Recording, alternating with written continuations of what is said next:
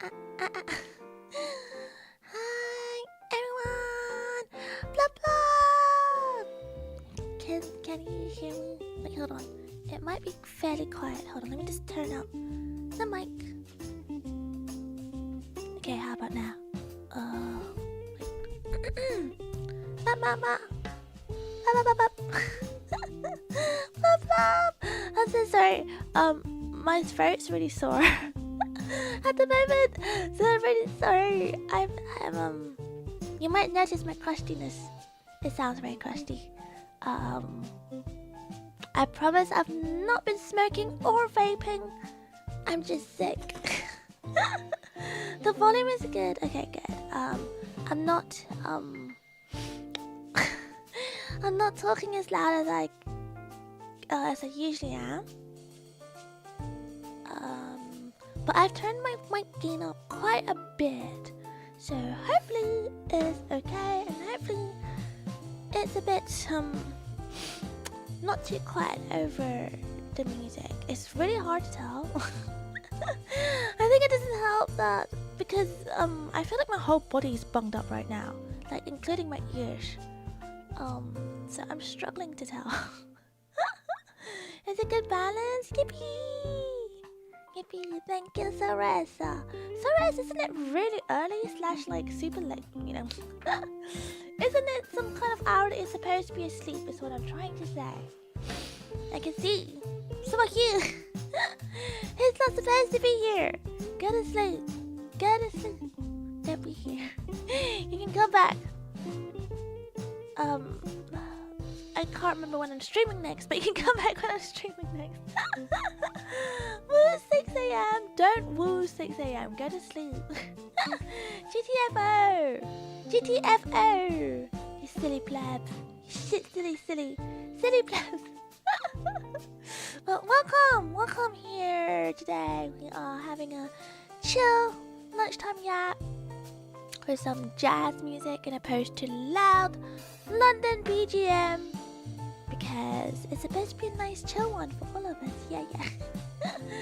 4 a.m. is fine. No, it's not. Go sleep. Get out. Last said, go out.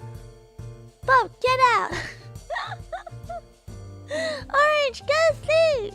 What are you doing? Don't make me bonk you all.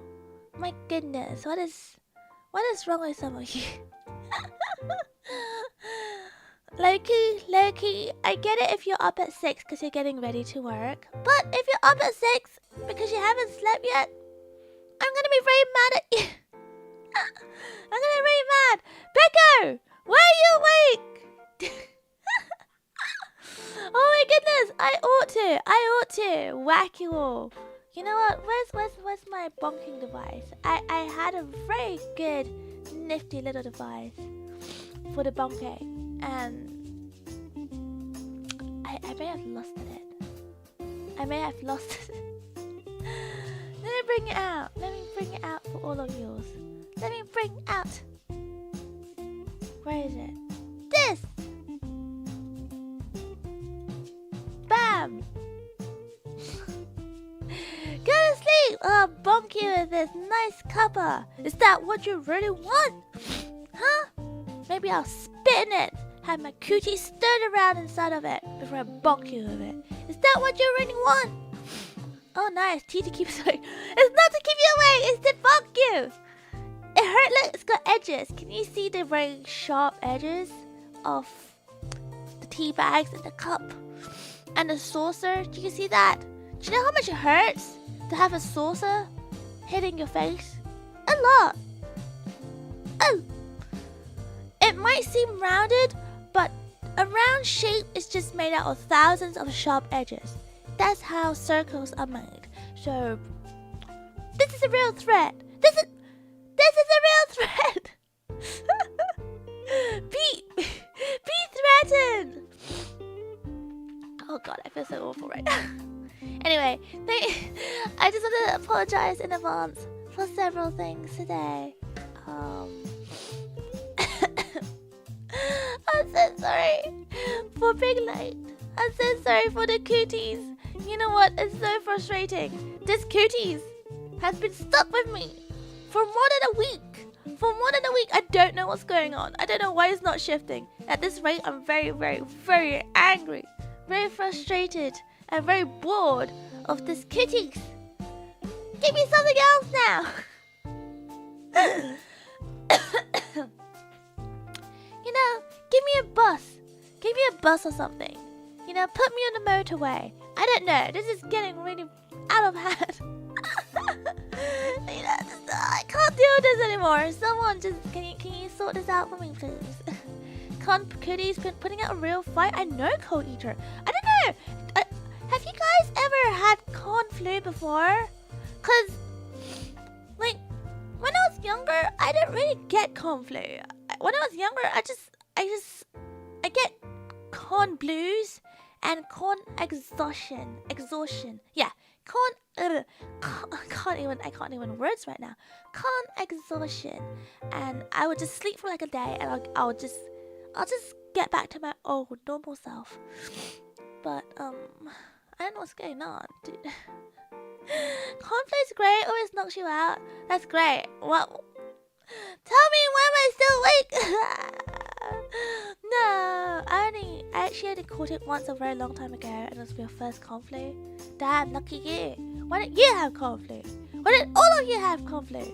I managed to dodge conflict? Screw you, Shizu! It's not fair! Why don't you have conflict? Elderly women get sick more often. You little bugger! Come over here. This is not how you speak to your elderly and your old age pensioners, okay? This sort of accusation, not allowed. Oh my goodness! I would have to go to cons to get conflict. Wait, are you not a con goer? Ever, Matsukaze? Ever? Oh my god. Does anyone want a cuppa? And you know what, I really hope you have a nice brew with you. I have my coffee. I have my extra strength coffee. Usually I brew it at like a medium strength, but today I went max. I am so tired. I don't know why, but I couldn't sleep last night. Like, with the con flu aside, you'd think I'll be completely knocked out, right? But with the con flu, I somehow managed to get like sleeping difficulties. I didn't sleep till like 7 last night. Morning. Let's just say morning. I wasn't able to sleep till 7. So, you know, whilst being frustrated because of this stupid flu. Is it a flu? Because my nose isn't that running anymore. But with this stupid cold and not being able to sleep, I was just laid there, being super angry, super frustrated. 7 a.m. I know, 7 a.m. I tried, like I really tried. I went to bed around like 4ish. But I was just laying there for ages, like what the hell's going on? The weather isn't helping? I don't know. The thing is, I don't know about some of you guys, but like I really I sleep easier in colder weathers. And lately it's been kinda nippy, isn't it? Hasn't it? So could it be COVID? I don't think it's COVID. Wait, I've not tested. I didn't have any testing kits. Wait, do you guys still have testing kits for COVID? Cause those things cost money now. Like back in those days, they just hand it out for free. But that was like 5 years ago. Well, maybe not that long ago. That was ages ago. Anyway, cheers. I'm gonna have a nice sippy sip of my super strength coffee. Bean juice, gampang.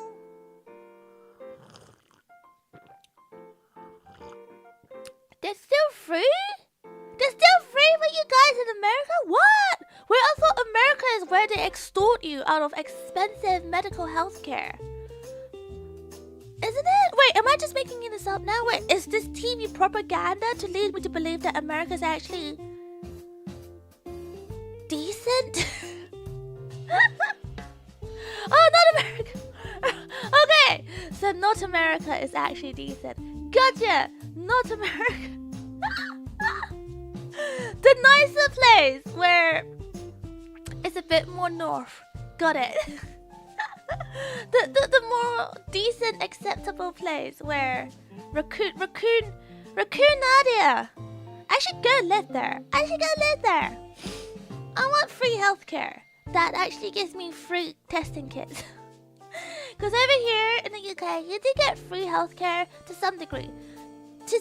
What I mean by that is, for example, medication, you have to pay for it. For prescriptions, you have to pay for. So things like testing kits for COVID, you have to pay for it because you're not going to like subsidize testing centers or things like that. So, sorry, we're trying to dox. Sorry. I don't mean to dox anyone. Oh my god, my brain. Sorry. In my head, it's just UK or the rest of the world.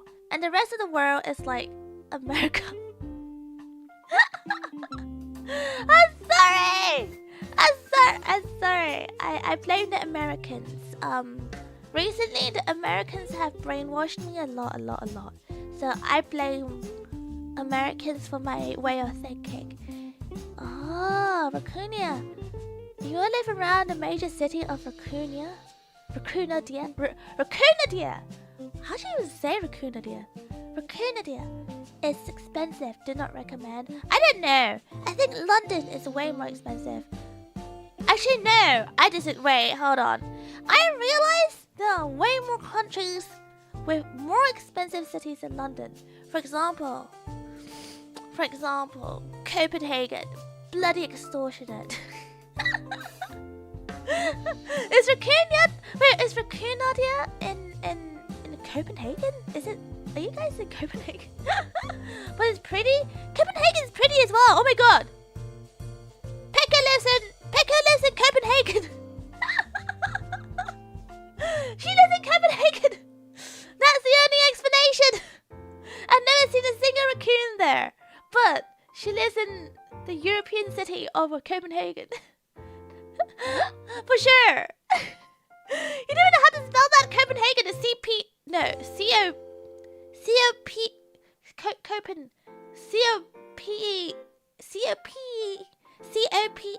Copen Hagen probably. Copenhagen. There you go, big anime. You spelled it for us. It's expensive. Gosh. It's Wait, Co-Eater, you live in Copenhagen? Wait, don't dox yourself, but isn't Copenhagen so bloody expensive? Oh my god, they get me started. The coffee I had there was like starting from £8. Not euros, but pounds. Euros is slightly I think the exchange rate is like £1 to like £1. I'm sorry, £1 to about 1.1 euros, 1.2 euros, something like that. So it's a slight difference, ever so slightly. But oh my god, starting rate of £8 per coffee? No way! You can suck on. But also, Loki, I really wanted to try all the coffee in Copenhagen because Copenhagen is famous for the coffees. So imagine how much I spent for someone who loves coffee and someone who's really wanting to try all the coffees in the world. Right? I'm a fake Brit. I value coffee more than tea. So Oslo is one of the most expensive eating out. I didn't go Oslo. Perhaps I should go Oslo to find out how much everything costs and just so I can moan about it. Just so I can come on stream and just have a good moan. Copenhagen or Kevin Bacon? They sound so different. What do you even mean? What do you even mean, Miragaji? But no, I think you know you get to that age. You get to that age when you're thinking to yourself, maybe I should move out from the city. Because everything just costs so much. The only good thing is perhaps the accessibility to a nice coffee shop. Like, you can just Uber Eats from a local coffee shop if you're that way inclined. When you want to treat yourself to like one of those like super huge like cup of Starbucks, and I don't mean a tiny like tiny like 330 milliliters one. I mean like a whole pint. When you're really going through it and you're like, I want a whole pint of freaking Costa. You can do that. But these days, I'm like, is that even worth it anymore? It's like £8 just to order. You know, including your service charge and stuff. It's like £8 just to order a big flipping Starbucks. Is it really worth? So I think we'll just, I don't know about you guys. But I know for sure about me. I'm getting to that age now where I yearn the countryside. Get me out of here. Okay, goodbye. Thank you for calling. Have a good work day. Don't work too hard. I'm already not in the city, but I thought so much about moving even further. Girl, how hag are you? Take me with you, though. Please take me with you. I've had enough of the bustling and the hustling and the loud noises and the smells. There's so many kids here. Why is there so many kids here? There's so many tourists. Why is everything so expensive? Why is everything so extortionate these days? And it's not even worth the value for money anymore. Like, the quality is not improved. As if anything, the quality of everything's gone down, but the price has gone up. What's going on? I don't know. I think I'm getting to that age. But the inner Brit in me is now moaning about everything, but like the inner hag in me is just sick of how expensive everything is. But oh my god, 1 hour commute to your job. So that's the thing. That's why I live so close to the city, because I want to be at least within like 1 hour to 1.5 hour commute to like jobs. To jobs, even though I don't work a job anymore. I don't work a day job anymore. Unlike Pekko, who actually works a day job. That's pretty hardcore. That's pretty admirable in my opinion. But a part of me is like, if I had to take up jobs and stuff, because like for example, like 6 months ago, to survive and keep myself entertained, I had to take little jobs here and there, and which meant I have to go into you know. Meet up, you know, clients and stuff. So I was like, okay, let's do this. But now I'm like, do I even? But a part of me also yearns an office job again. Just so I can like keep myself on, you know, keep my toes busy. No, that's not the right term. Keep myself on my toes. Keep myself busy. They're two different terms. So that this hag brain doesn't you know get too stale, you know, because that's the thing, you know how back in the days people used to play that Nintendo game, the Doctor something or the other, insert Japanese name, brain tickling puzzles or whatever. I can't remember what it's called. Keep your toes. What? I'm sorry. Keep myself on your toes. Keep yourself on your toes. I'm so losing plot. My brain is stale. Keep your toes busy. The Kawashima brain training. That's it. The Japanese name, brain tickling game on the Nintendos. Cause I had an aunt who played that. So my cousin had a Nintendo, and my aunt would be telling me, "Oh yeah, you know, I myself played a Nintendo DS," and I was like, "Oh wow, cool on, huh?" And she proceeds to say, "I played the brain training thing every morning and every night so I can keep my brain from getting stale." And I'm like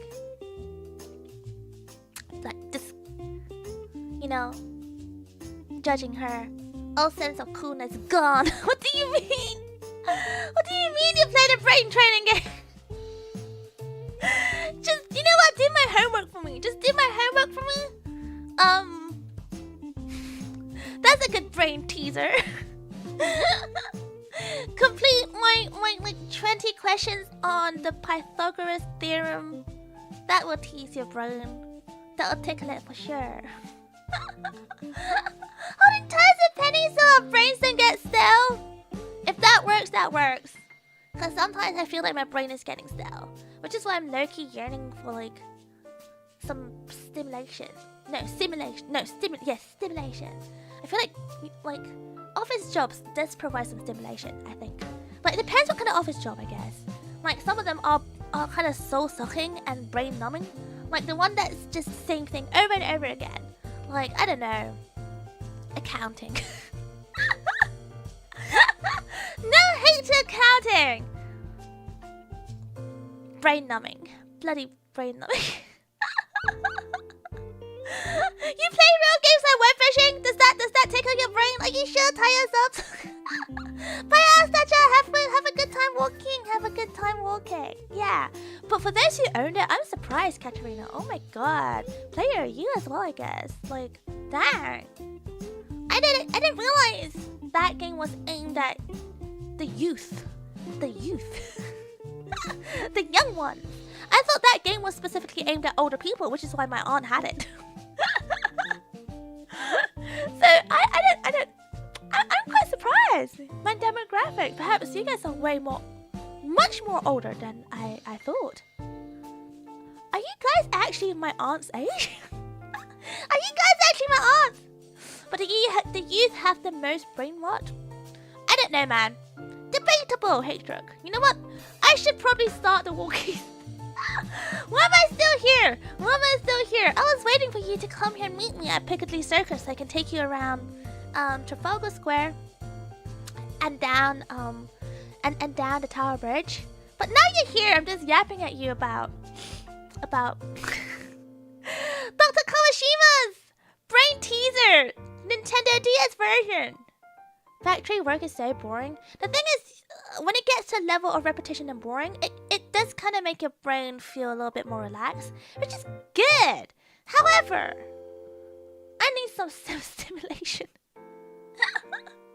Content creation is fun, and being a VTuber is so fun. However, I've caught myself been stuck in very one-minded, like narrow-minded. I think I spoke about this in one of my previous streams, perhaps, or maybe on my Discord or something. But I caught myself being kind of narrow-minded lately with my way of thinking, and I don't want to lose. I don't want to lose my brain tickling fiasco. Yeah, my brain's getting smooth. Like, I don't want to lose my creativity. You know, I don't want to lose that. Like going out and touching grass. Yes, it's scary, but it does allow you to see so much of the world and absorb so much of what's around you. And yes, it's grimy outside, but the outside does inspire me, and it does give me new ideas, and it does stimulate my creativity in some ways. So I kind of miss it. It's expensive. Going out is extortionate. Again, this goes back full circle with, why is it so expensive in the city these days? But oh my goodness, I miss the outside. There are people out there. There are loads of people out there. I know, shocking. So yeah. So I don't know. I think I'm just getting old. I want to live in the countryside. I want to have long walks. I want to have 2-hour walks, admiring the local cows, admiring the local trees, the flowers around me. I want to go bird spotting. I want to go squirrel spotting. I want to touch grass, like physically, like running my hands, touching grass. I want to sing to the cows. Yeah, actually no, maybe not. I want to talk to the cows. I want dogs where I am, but near me there are quite a lot of conservation areas, which means they have a lot of like farms that focuses on conservation. So every so often you do see a lot of cows, like very specific cows. I will never post it because the problem is those cows are very specific, and I feel like if you Google search it, you might find out where I live. And you have sheep and stuff as well. So it's quite a nice little walk if you walk far enough. So, but you hate squirrels? What? Why do you hate squirrels? They're so cute, and they're so clever. They're so manipulative. They're so cute, and the amazing thing is they know how to use the cuteness to manipulate you for snacks and stuff. I love them. They're so clever. They're so clever. Capybara Cafe needed. Oh my god. Yes. In fact, there's a game I have on Steam that I wanted to buy for a while called Capybara Spa. I do find capybaras so adorable as well. And there was one time where I was so hyper focused at capybaras because it's all I had on my TikTok. It was just capybaras everywhere. You guys might remember Capybara capybara, capybara, capybara, capybara, capybara. Sorry, my throat is so crusty, but they're so cute.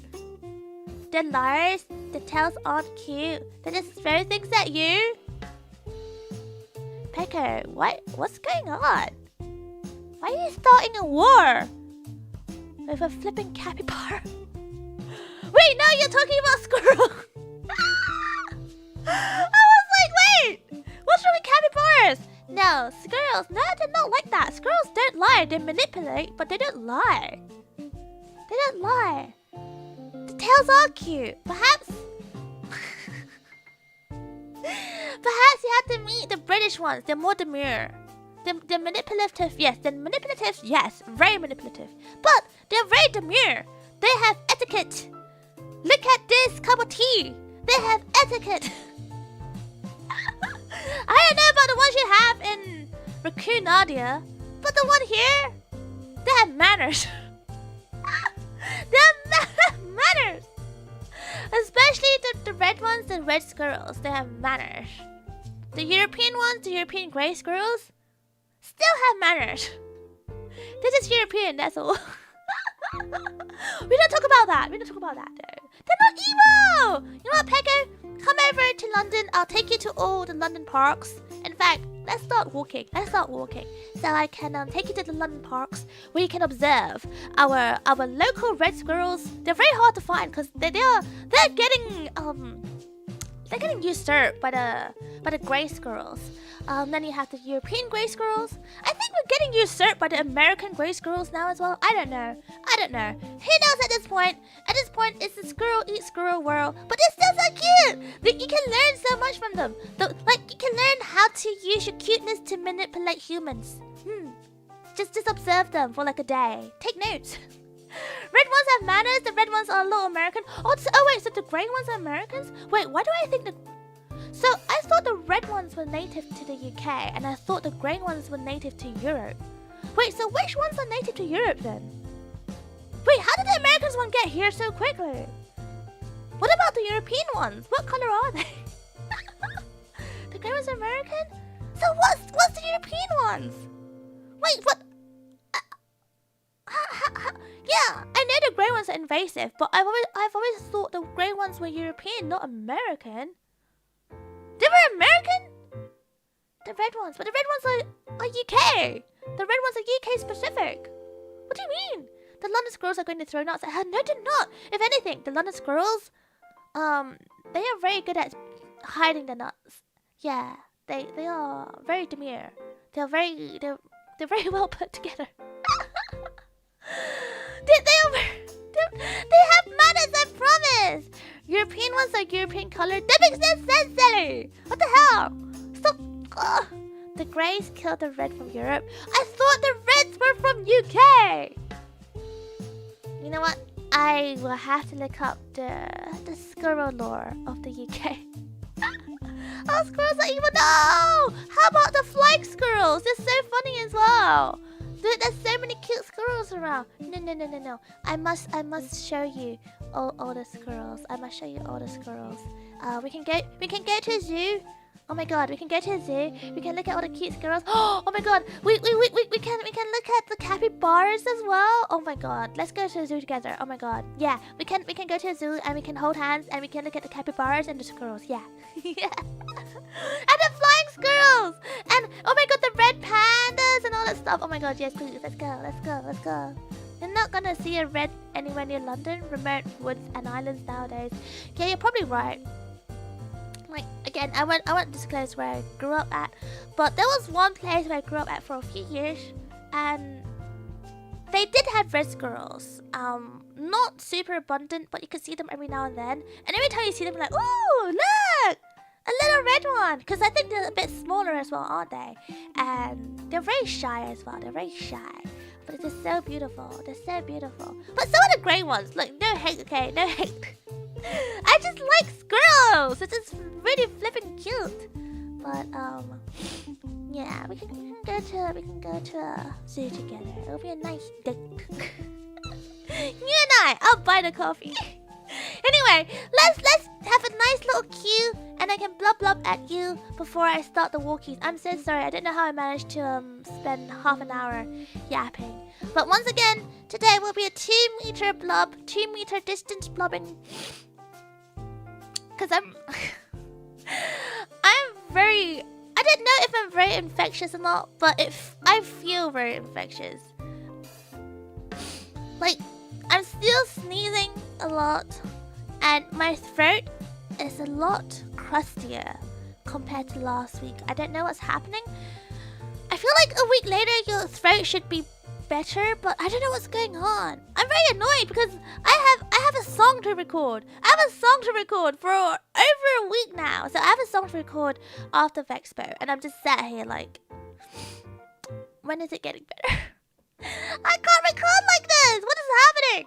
So I'm very frustrated. So if you hear me getting antsy, it's because I'm just frustrated right now with my situation. There's a lot of things I want to do this week, like not just recording songs, but recording certain things and trying out different stuff. I was supposed to try recording some ASMR stuff, and I just hear like no one wants to hear my crusty voice right now. This is so sad, so sad. I'm actually so frustrated. My stupid body, my stupid flipping throat. Ah! Penny rapping? You want to hear me rap? Wait! What's that rap again? Hold on. Let me bring it up.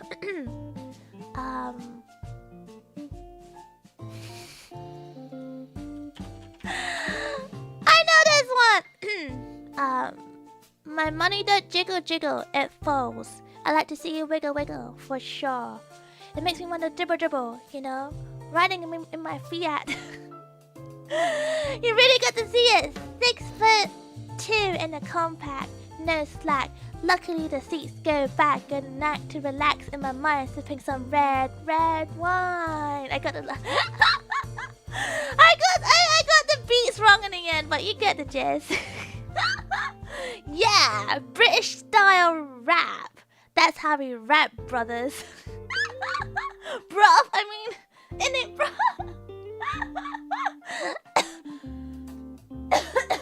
Oh my god, I'm so crusty right now. I'm sorry. I promise I don't vape. I don't vape. Okay, I don't do the vaping. I'm not like that. I'm not like that.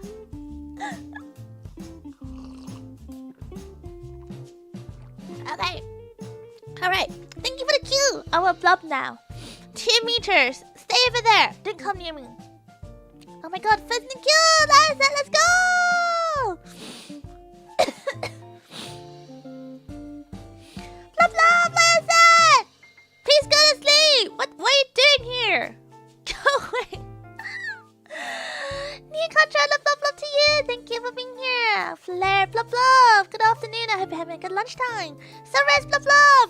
Go to sleep. Go away. Tie yourselves, blah blah to you too. I hope you're having a lovely time as well. Player, blah blah to you. Lovely to see you. Night Peru, blah blah. Thank you for the kill. Down under, blah blah to you too. Oh, thank you for the data. I see I joined at the perfect time, Lamau. Rolling on the floor laughing emoji. Good to see you, Pen Pen. I've missed you.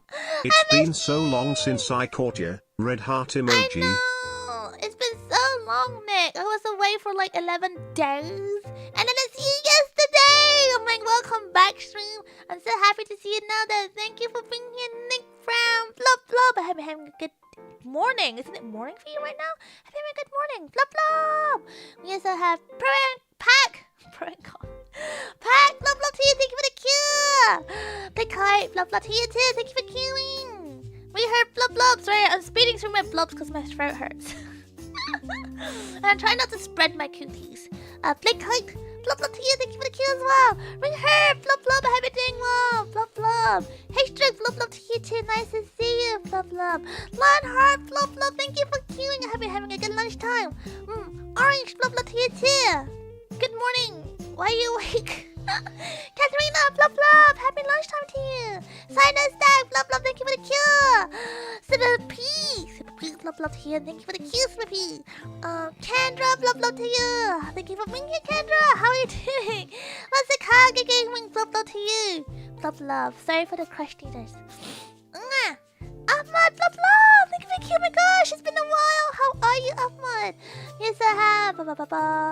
Man. In capitals, M-A-N. Flop to you. Can fishes get cold? Yes, they can actually. Yes, actually. In fact, I won't go into too much, but for example, if you keep an aquarium, your fishes can get sick and stuff. So apparently colds are a thing. I don't know. But yeah, cold is just like a viral infection, isn't it? So yes, viral infections can happen to fishes. Yeah. Flapjack! Hi! Thank you for queuing, Flop Flop! How are you doing? Yes, I have Maha, Flop Flop! Thank you for being here! And Beyond Z, Flop Flop! Thank you for being here too! Nice to see you! Distract the loop, Flop Flop! Thank you for the blue heart emoji, Flop Flop!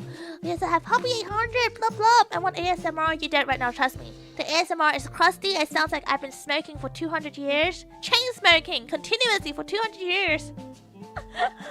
Well, downing whiskey every single night. I sound like that right now. Do I not? Do you have a throat coat? I have lozenges. Is that the same thing? I have lozenges. I've been eating lozenges a lot, but you're not supposed to because it gives if you consume too much lozenges, it gives you diarrhea. Anyway. Jermaine, Flop Flop to you, thank you for being here. You're carrying box of tissues in me as I walk. Oh my goodness, that's so sweet. Thank you. Couldn't help. Thank you for the long distance cube, Flop Flop. Thank you for being here. Yes, I have Ultra Gunner. Thank you for being here as well, Flop Flop. Yes, I have Saka. How are you, Saka? Flop Flop to you. It's nice to see you, Flop Flop. Reznachi, how are you doing? Flop Flop to you. Oh my goodness, nice to see you. Oh my gosh, there's so many familiar faces. I'm so happy. I'm so happy. I was like, it's the morning. No one's gonna be here. Sharon, Flop Flop to you. Nice to see you. Did you ever see fish in the fish pharmacy? I have. Wait, is there a punchline to that? Is that like a pun? Cause I You sound beautiful, Nick Brown. No, I don't. Don't lie to me. I sound like a chain smoker and a chain drinker.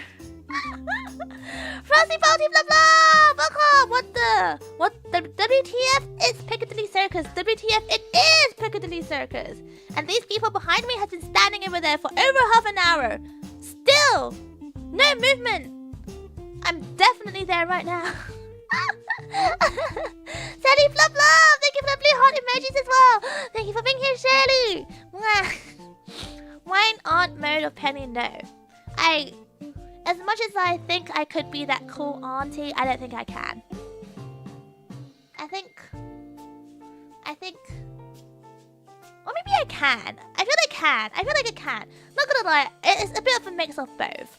I feel like I can be a bit, like... I'll keep to myself. But if they start talking to me, like, for example, my ex-colleagues, the kids, you know, when they hang out, like, with, like, how do I put this? Like, certain outings that require families to gather. Or they'll have, like, bring your kid to work day or something. And then the kids will be talking to me about Minecraft. I'll be like, oh yeah, haha, I know Minecraft. And they'll be so shocked. Like, I don't even play Minecraft, but I know Minecraft. Whereas their parents don't know what a Minecraft is. And they'll talk to me about Fortnite. And I'll be like, oh, I'll show them the dance. And they're like, oh my god, they'll be freaking out. Like, they know you do the dance. I'm like, yeah. And, you know, anime is very, very popular these days, right? So, if you tell them that you like anime, they'll be like, oh my god! Jujutsu Kaisen! I'm like, I don't watch Jujutsu Kaisen, but at least I know what anime is. Like, I know Jujutsu Kaisen. You shouldn't be watching Jujutsu Kaisen, because you're too young for that shit. It's like, Chainsaw Man. There was a kid once that told me, and I mean like a kid, like a primary school, when they told me, I watch Chainsaw Man! I really love Chainsaw Man! This is my favorite anime at the moment.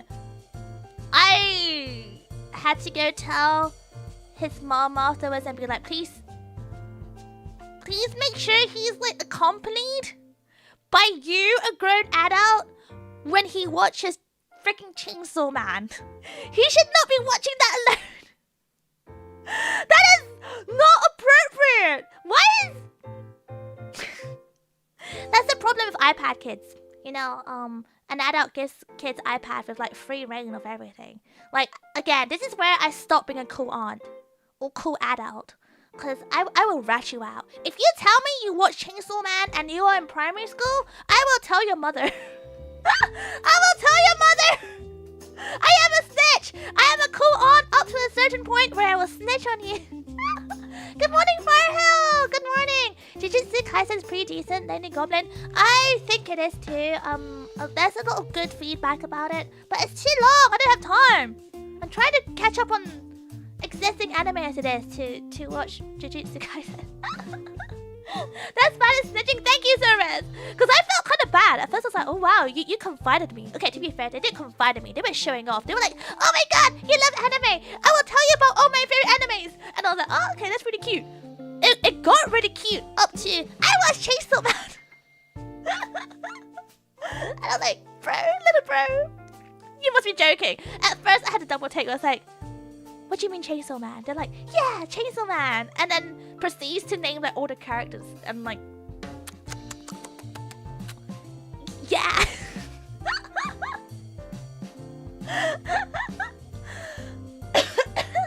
But Makina Puffball. I won't say it, but I almost joined a Chainsaw Man cosplay group. Because my friends at one point, you know, when Chainsaw Man was really, really popular at one point, I almost cosplayed.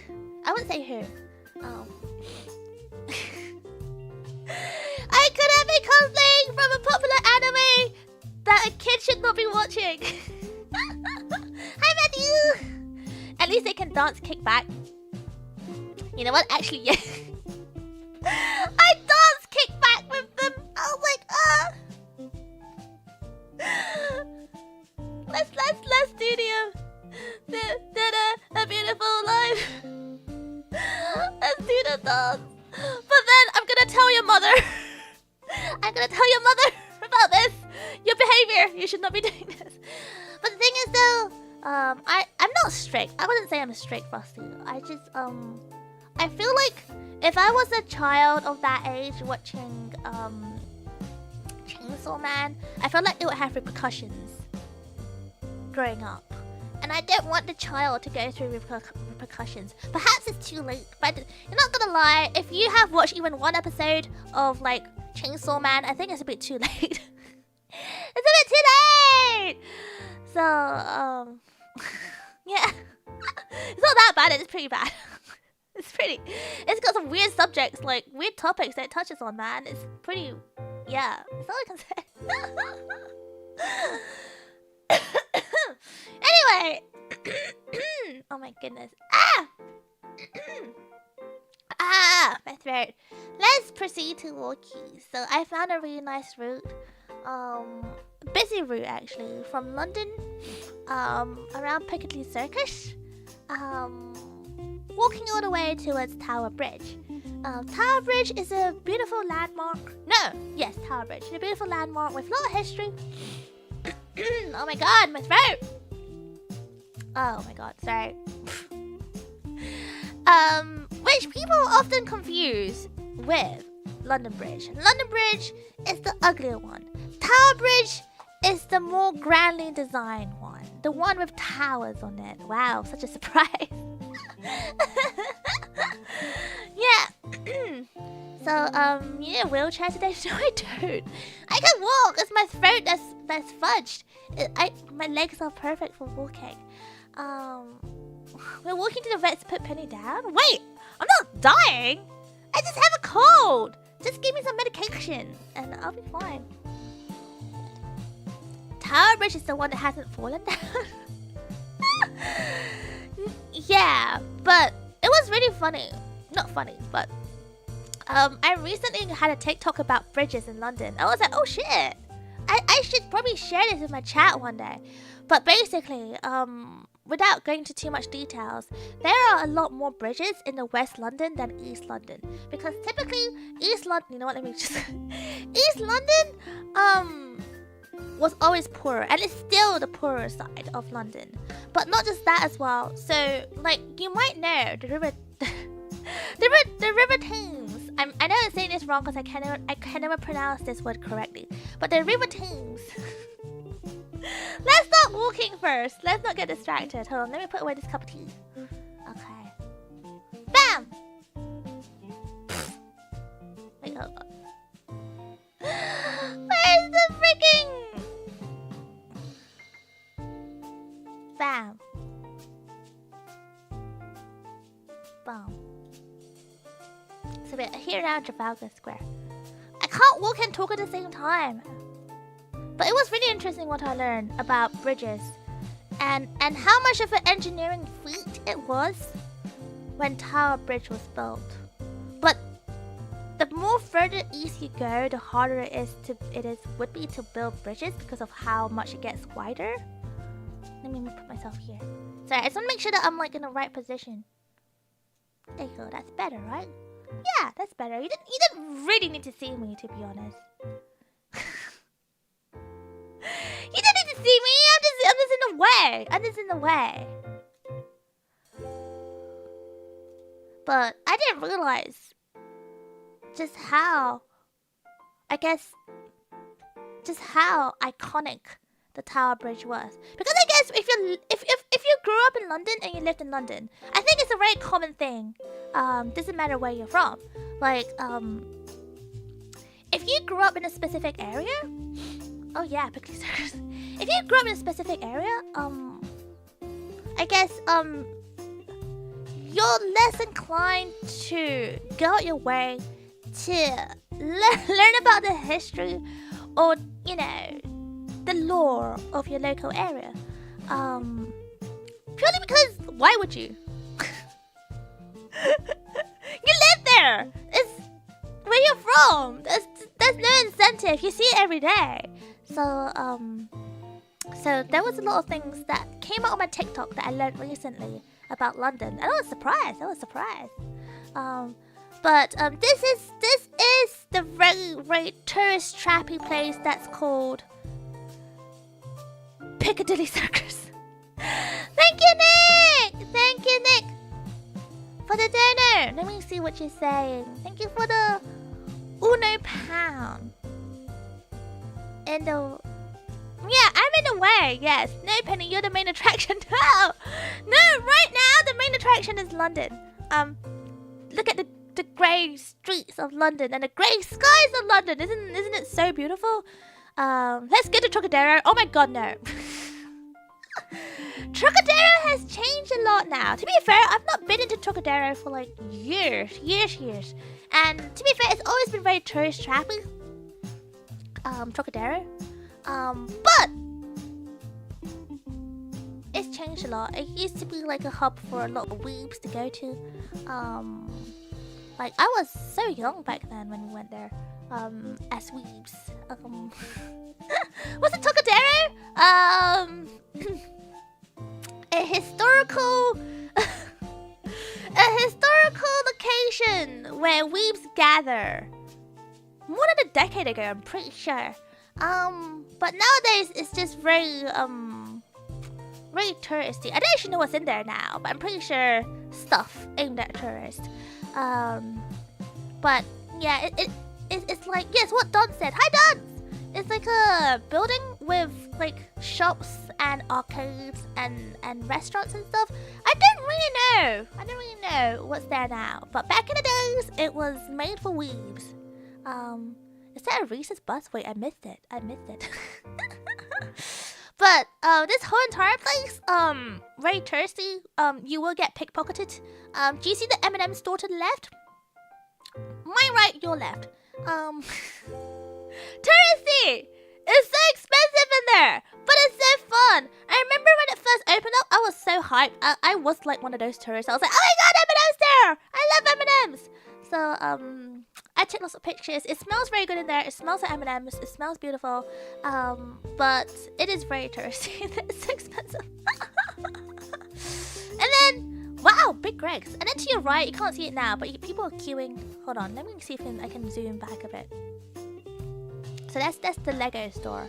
But there, let me pause it. To the right, you can kind of see it. It says TWGT store. It's a scam. Don't go in there. It's a scam! This whole entire location is a tourist trap. Including the Lego store. Yeah, I said it. Including the Lego store. It's a scam. Don't go in there. Don't go in there. The TWG store, I won't say too much. Hold on, let me bring something out. So, you might notice on the storefront, it says TWG. T. And it would say something like EST 18 something or the other. I can't remember what it says, but it says EST 1837 or something like this. But that's a lie. Apparently you can legally put EST preceded with number, any number you want as a business name. You don't actually have to be established of that year to put down EST X number. And the tea there is so expensive. So expensive. And you can get better teas for that price. So all I can say is... Oh, the casino! All I can say is... don't get tourist trapped. Avoid the TWG store. You heard me, TWG. Don't sponsor me. You're not gonna scam me. You're not gonna scam me. I have a very good friend who's very into teas, and she will call you out. Penny Puffball EST 1900s. Yeah, probably though. That's not gonna lie. That's probably correct. Slim chickens. Okay, that's new. I've never been there. But yeah, this whole area is it's very popular. It's very famous because, for example, over here you have like movie premieres and stuff. There's little premieres that happen here. There's a big radio channel that resides here. He's had the Prince Charles Cinema that way in front of me as well, which is like a historical cinema with like lots of old school stuff as well. But this whole area is super famous, very touristy. There's like a Jollibee somewhere here as well that I've never been. I should really go one day. But this whole place is so touristy, but very famous. I'm not gonna lie. Hold on.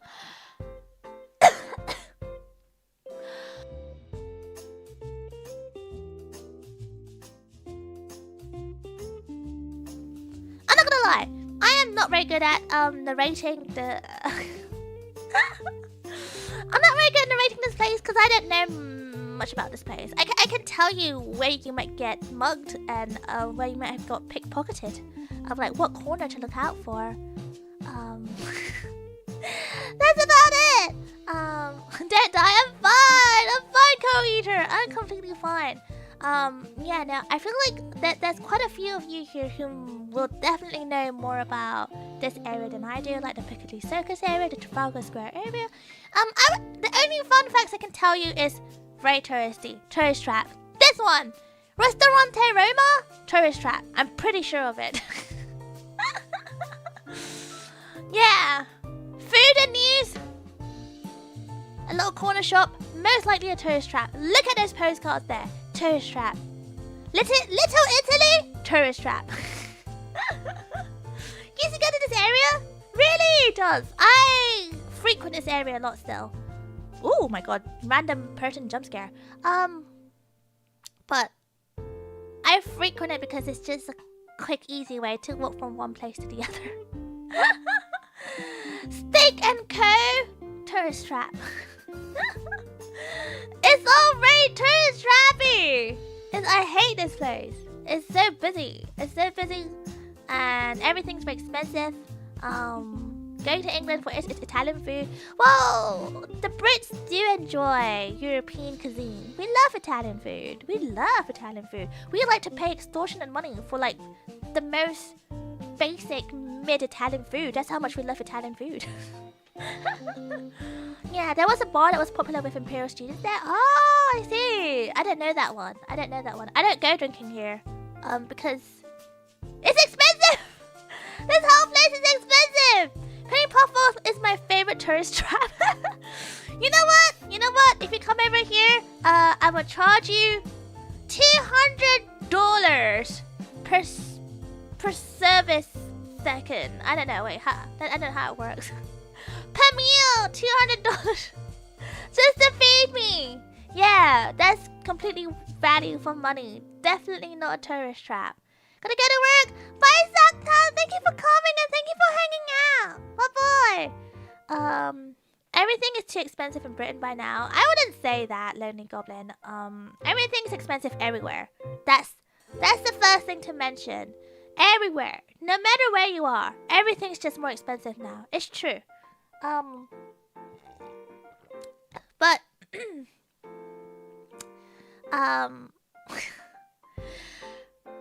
London you can't compare because London's a city, okay? No matter what capital city you go to, it's gonna be extortionate. Let's just be real. Comparatively to the local prices. But yes, UK is getting more expensive in general, but I feel like everywhere is. Like for example, when I went to Spain recently, like this year, considering I didn't go to anywhere too touristy, it was still extortionate. It was expensive.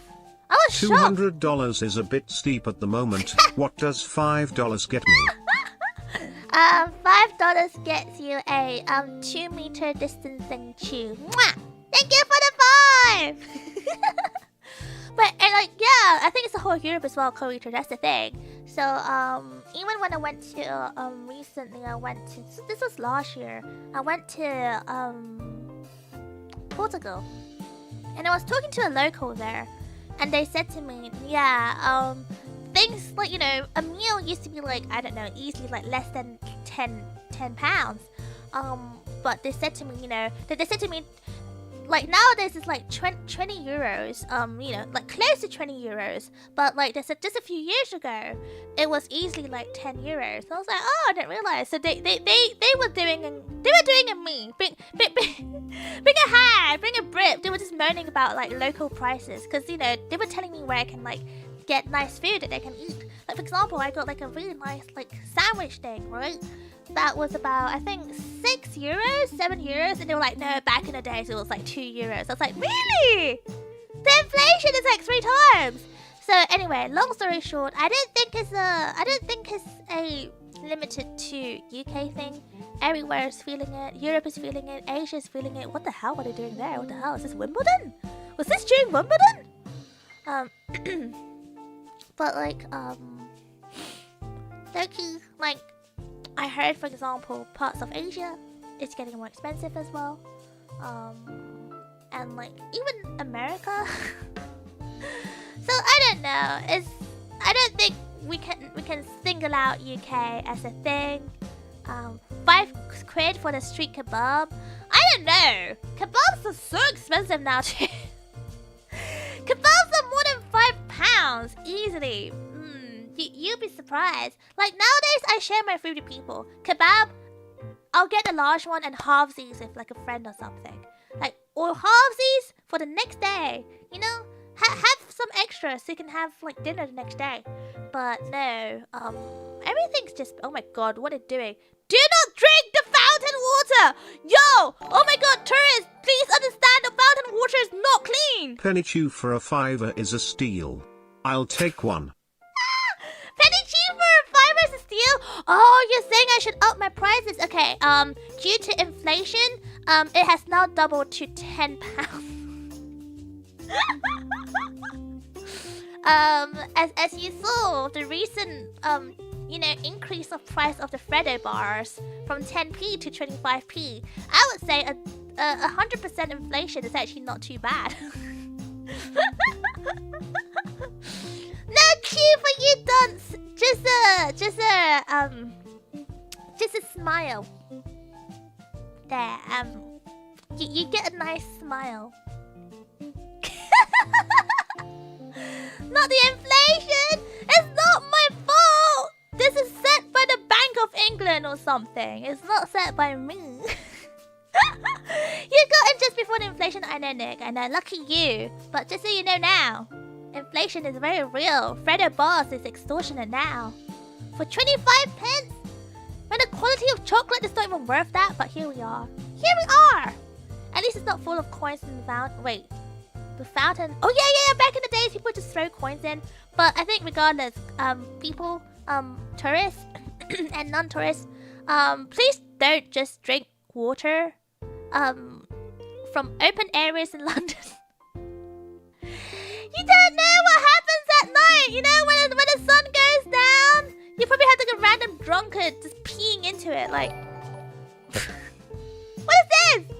Fine, curse you, Bank of England. I will never forgive you. Bank of England. Well, thanks to Bank of England, you get nice shiny pennies and nice edgy pound coins and stuff.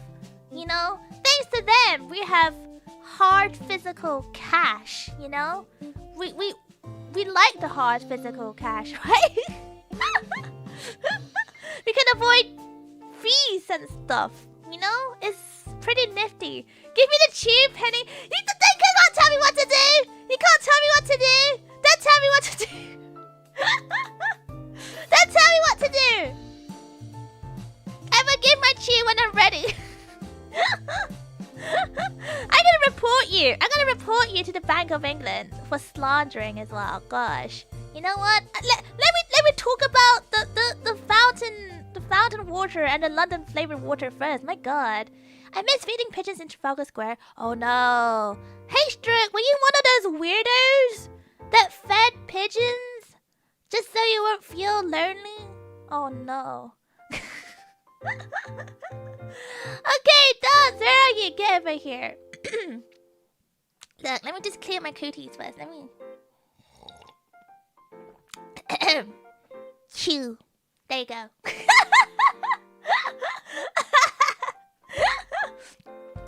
Oh my gosh. Speaking of Bank of England though, like not recent, quite a while ago, we moved on from like paper money to like to plastic money, and we have like old round coins to edgy coins. What is that guy doing? Do you mind? But anyway, I recently found a stash of pound coins, and I mean like a big stash of pound coins that were from the olden days. I don't know why I have it. Don't know what to do with it. I don't really want to bring it down to like the Bank of England and be like, bro, can you give me the real deal? Are you even allowed to do that anymore? Perhaps it's too late now.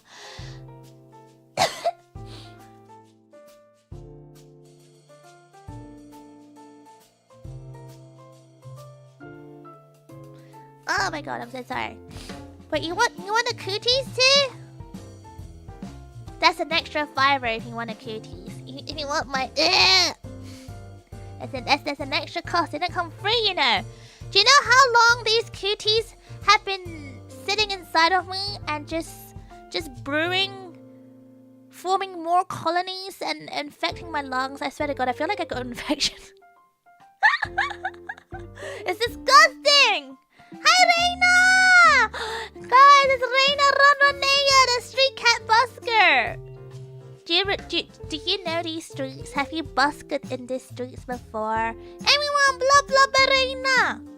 Hola, mamacita. Hola, chiquito. Fermented cookies? No, I wouldn't say it's fermented. It's just, I wish it was fermenting. It's just multiplying inside of me. I hate it. It's disgusting. I hate it so much. I'm struggling to breathe every so often. Like, I shouldn't be struggling to breathe, okay? Like, I was walking my dog this afternoon. Like, so before stream, I had to take him on a quick walk for 15 minutes. Just so I can stream and he can be a bit more calm. And I was speed walking, because obviously I want to get him tired, so I was speed walking. Usually speed walking does nothing to me. I'm fine. But I was exhausted. I was struggling to breathe. I was like... I was dying! You've been there! You've been here! so we're walking towards a nicer area, and we're hoping to go towards the Tower Bridge. But this is a very touristy area. We just went past like Trafalgar Square. We went in Piccadilly Circus as well, and I was telling everyone how touristy it is. I'm like, don't get scammed. Don't get scammed by the extortionate tea shop. Don't get scammed by the M&M store. Don't get scammed by Steak and Co. It's not worth your money. Don't do it. Don't do it. So, yeah, oh look, the Popos! Hello! Oh look, the Black Cab! Hi! Oh my gosh, that's very touristy. Very London core. But, we're now walking down Whitehall. Oh my god, look. Should I just read out what Duns is saying so I look like I know what I'm doing? My dear Puffsters, we are now walking down Whitehall. On the right is Horse Guards Parade, where you can see the famous changing of the guard. The tower is in front of Westminster Abbey. How do you guys know these things? I just use my Google Maps and hope for the best. And I just know that one of these places you can see like cute horses, and people get like nipped by them. They get bitten. The Bank of England has shiny pennies, but we have penny. I think Puffsters win. Oh, Conrad! Oh my god, are you rizzing me? Are you rizzing me? Oh my god. Usually I would say you can rizz up someone without putting down someone else. But then, it's just the Bank of England, it's fine. Thank you for the rizz! Here, have a chew. Chew. Oh my god!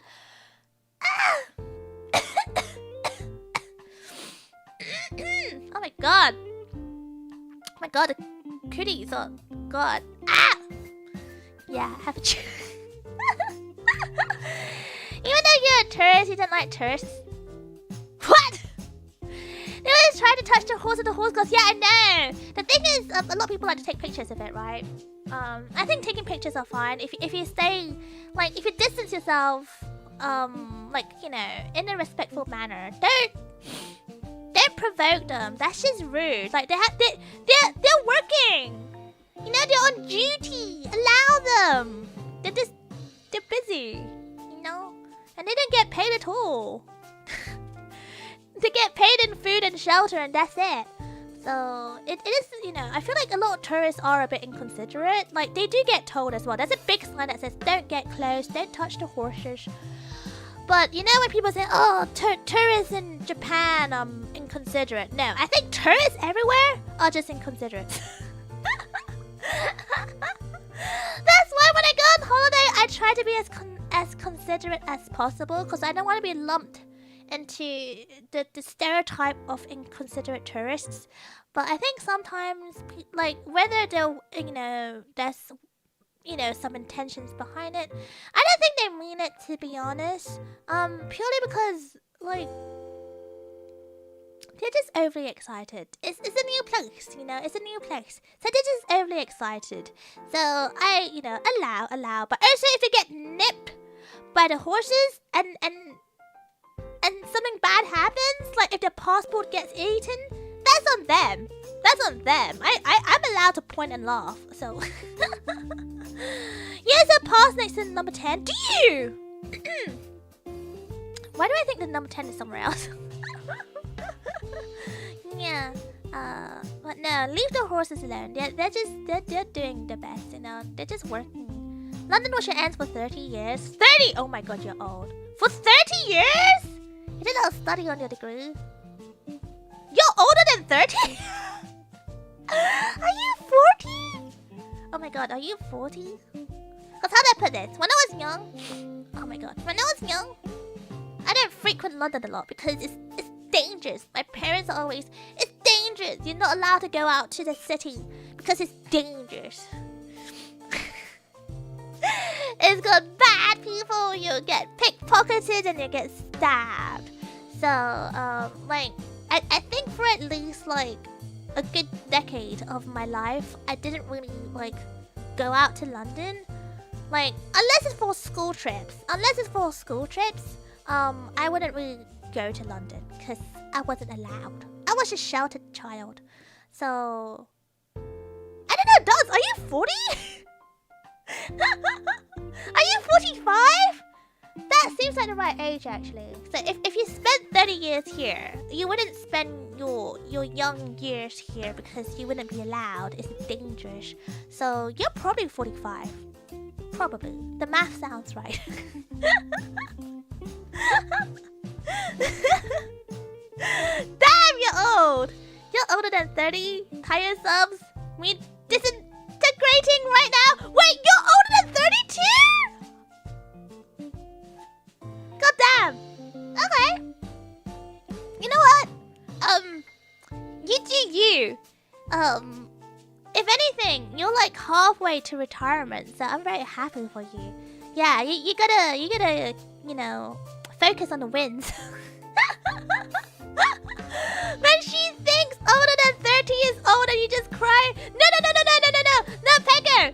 I'm just saying, if you're like, you know, older than 30, like, you're halfway to retirement money. Isn't that brilliant? Think about the money. Think about the money.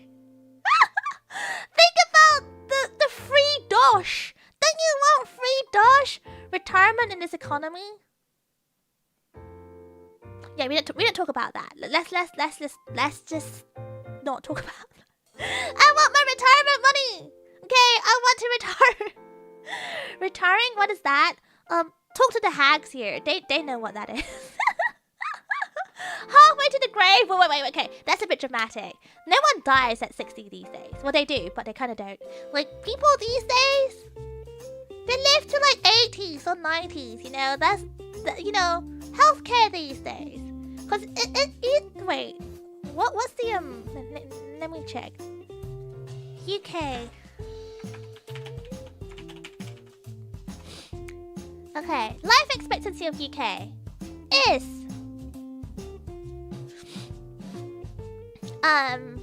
this is AI summary, so whether how accurate this is questionable.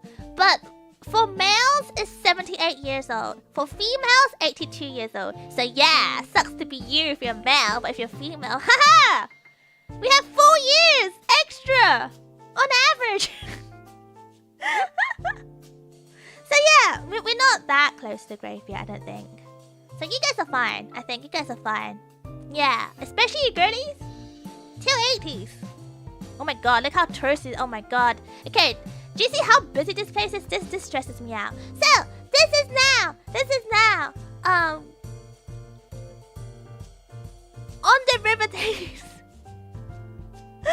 We are now on a certain bridge. I don't know what bridge this is, I'm not gonna lie. But you guys can see the London Eye, which I've never been on because I'm not a tourist, okay? I live here. I don't need to go on the London Eye. That's just weird.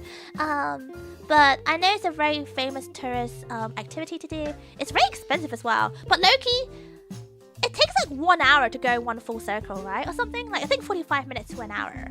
What are you gonna do for like a whole hour?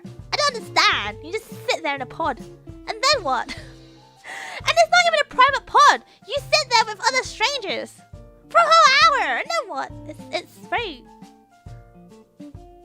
It's a weird concept. I don't think it's enjoyable. But if you enjoy that sort of activity, go for it. Is what I can say. It sounds like hell. It does bloody sound like hell. Like, no thank you. Even if you pay me to go on there, if you're literally... Okay, hold on. Let me see how much it is. London Eye tickets. It's roughly about general admission. So this is general. So you still have to queue for it, which is ridiculous. General admission to book ahead is £29. To walk up is £39. For fast track, to book ahead is £44, and to walk up is £54. So let's just say it's about 50 quid. 50 quid for a ticket on that stupid pod for 45, like for 1 hour with strangers. Even if you pay me £50 and then 50 on top to suffer that, no way, never. I would rather swim in the river. I'd rather swim in the river. It's such a disgusting concept. Oh my god. Wait, who actually went on the London Eye before? Now I'm curious. The real experience is a shoddy will with other compartments. With that height as well. Oh look, it's a Big Ben. Oh look, it's the famous clock, the Ben, Mr. Big Ben. Look at that, it's working and everything. It's definitely 12:40 right now. How much is it? About the most expensive price is £54. The cheapest price is £29. Yeah, per person. Per person! It's stupid! For 1 hour with other people. It's such... God, I hate it. I hate it. Wait, you've actually been in the London Eye Dance? Oh my god, that's crazy. You're crazy. Why would you put yourself through that? For family or not? Right, there are other places you can go in London if you really want to look at, like, from a high vantage point downwards in London. There are lots of places you can go for free. There is one place I recommend. It's actually not the Shard. I know people say the Shard. I kind of want to gatekeep this because I bring a lot of my friends and family there when they come to London. But it's a place near Liverpool Street / Moorgate. It's all I'm gonna say. I'm sure if you Google it, you can find it. But it's free to go in. There's a cafe in there as well. And if you go at the right time, say for example when the sun goes down, it's beautiful. It's beautiful, and it's quite quiet as well because not a lot of tourists knows it. But that place is beautiful. It's beautiful. The Shard is the tallest building in Europe. I did not know that. Is it? Because the Shard is not that tall. It's tall, but it's not that tall. But fine, I believe you. Oh, it's now called the Elizabeth Tower? Wait, why did they change the name? What? Why is it called the Lizzie Tower? What happened? What happened? But no, I will not disclose. Don't stop asking, I will not disclose. You're wrong, but I will not disclose. Because I wanted to gatekeep it. It's a nice little place.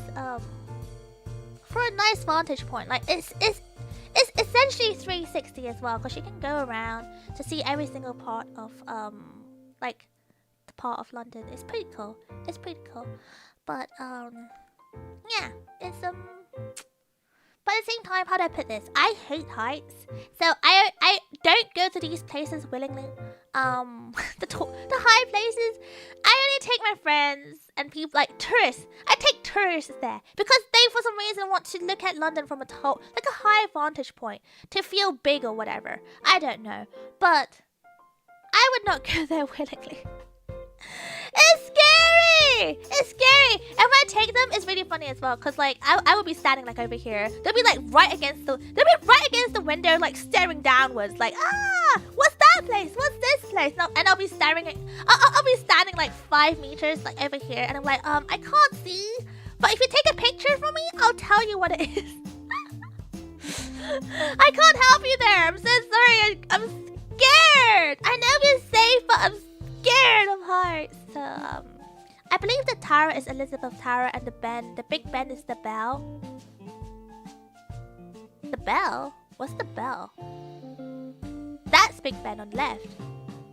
That's what? What? You know what? Guys, this free chat. My UK posters know way more about London than me because I live here.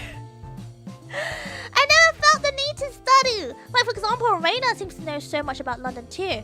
Probably because like, you know, she I guess like she was a tourist once, you know, once upon a time. She's no longer a tourist. She's one of us now. But you know, you love exploring. So do I. But I just don't learn stuff, and also I'm very bad at directions.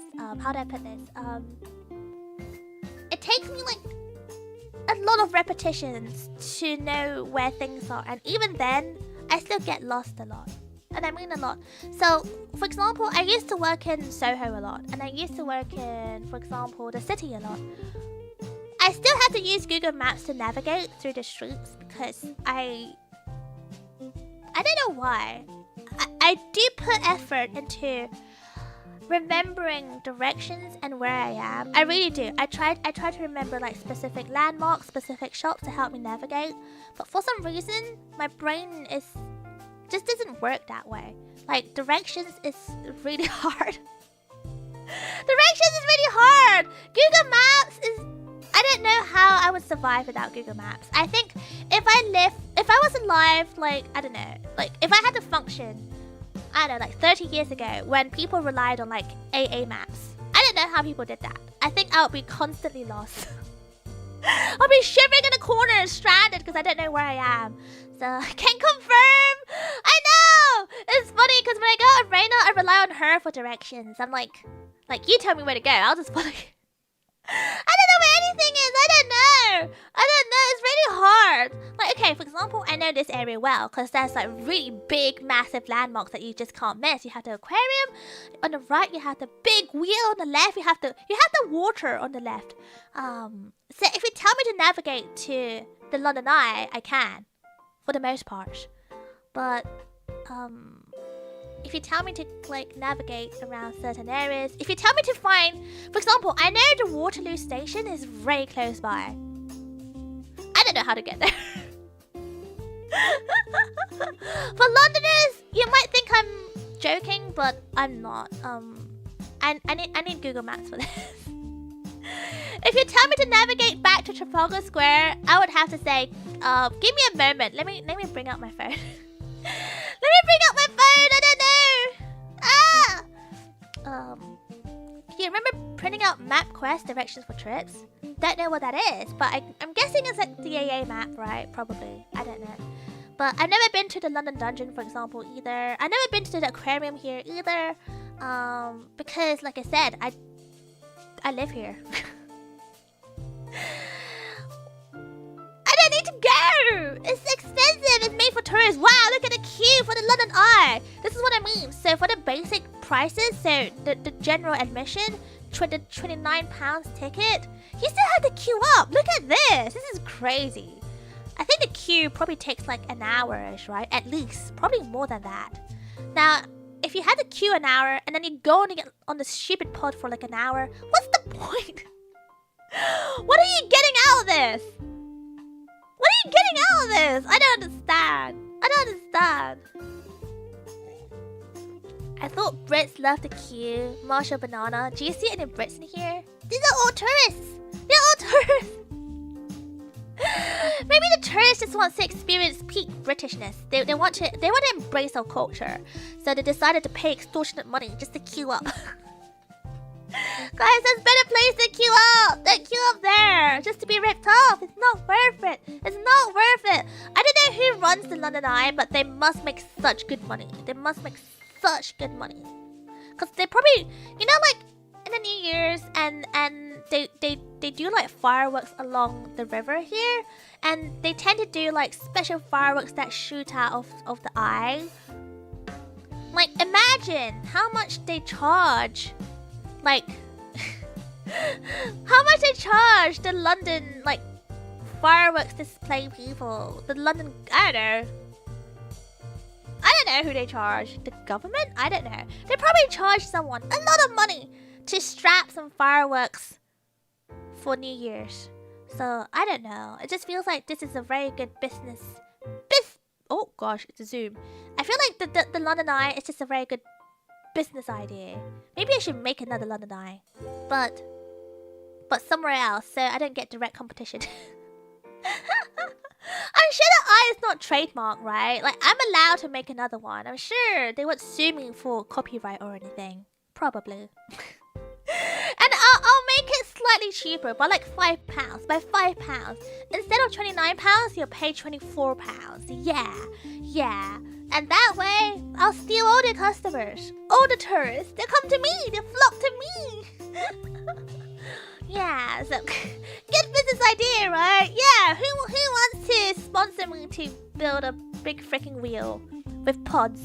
Painted pink? No, painted blue. Why pink, Hello Live? Blue. I need them to know that this is Penny Puffball's wheel. This is my wheel. Blue. No one else's wheel. Birmingham Eye next to Expo. Nah, that's kind of depressing. I'm not gonna lie.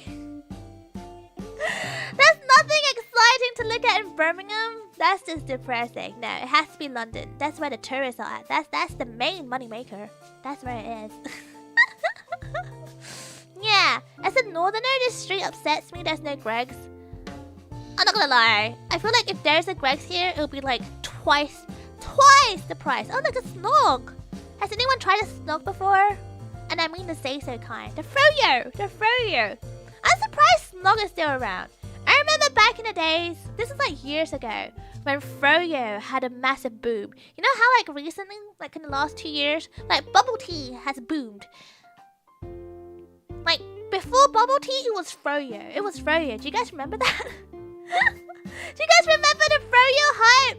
I never understood it because I didn't like yogurt to begin with, so it was always weird. It was the sourness was, I don't know. It was just not my thing. Not my hype, not my jam. I never got into it. I was told once that snog for many years only hired good-looking staff just to attract more people. They're allowed to say that out loud. I understand that, but you can't say that out loud. You can't just declare that. Did you get hard? Reina, did you get hard? Because that would make sense. I would never work in snog. I would never work in a froyo establishment. Because lately, people ask me, what do you recommend? And I'll like deadpan stare in their eyes and be like, no, none of this. I hate froyo.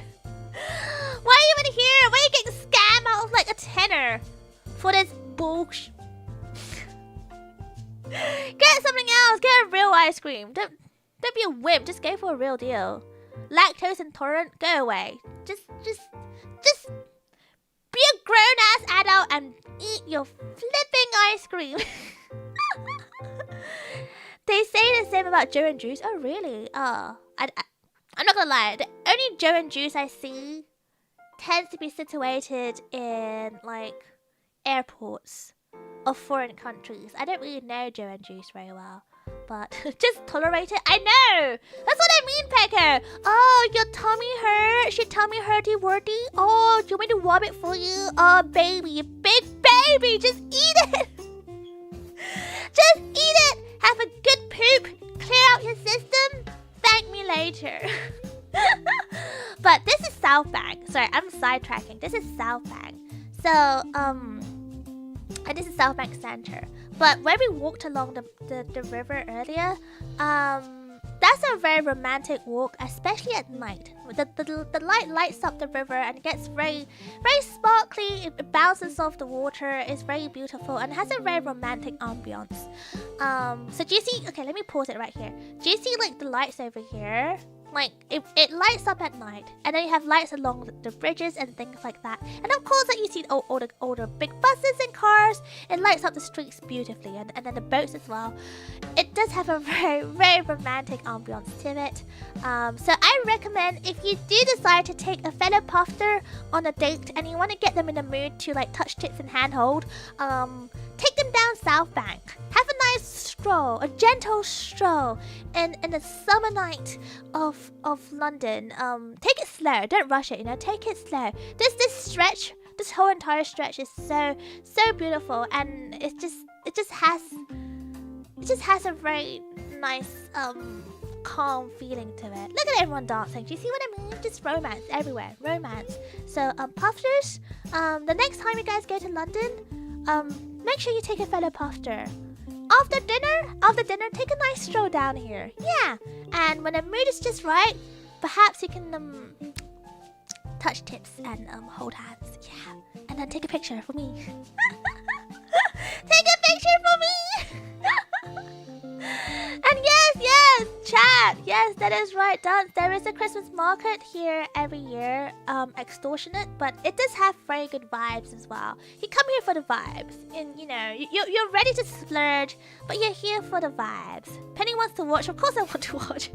They all know I want to watch. I will be trailing behind, and don't worry, I will be very inconspicuous because I don't want to ruin the mood. I don't want to interrupt the moments, or you know, the special moment when you guys catch each other's eyes and you know you get all shy like oh no, eye contact. Ah! Don't worry. I will be very. I will be out your way. I'll be discreet, and you guys can have your special 1-to-1.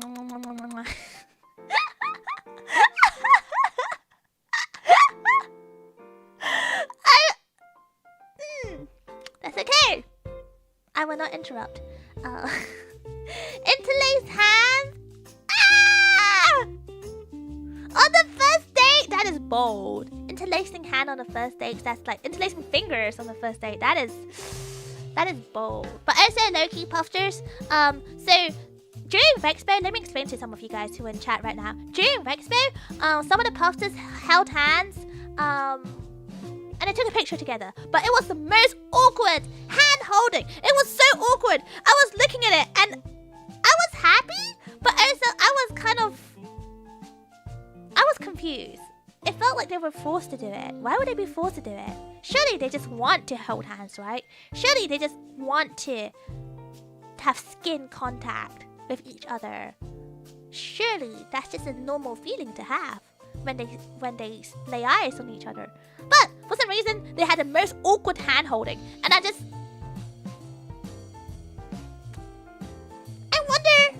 wonder. Oh hi, hi pink lady. I wonder if this is why my majority of my demographic is single.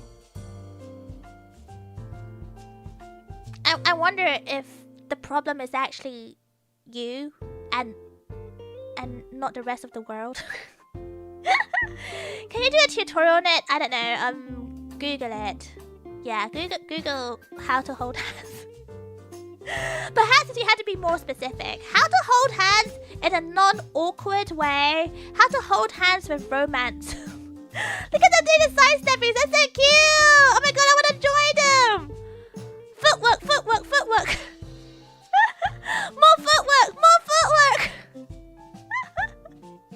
More energy. More footwork. Do it.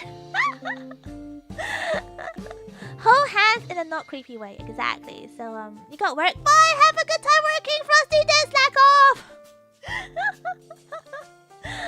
Oh my goodness. It wasn't awkward. It was serious and heartfelt. I don't know. Do you want me to whip out the photo?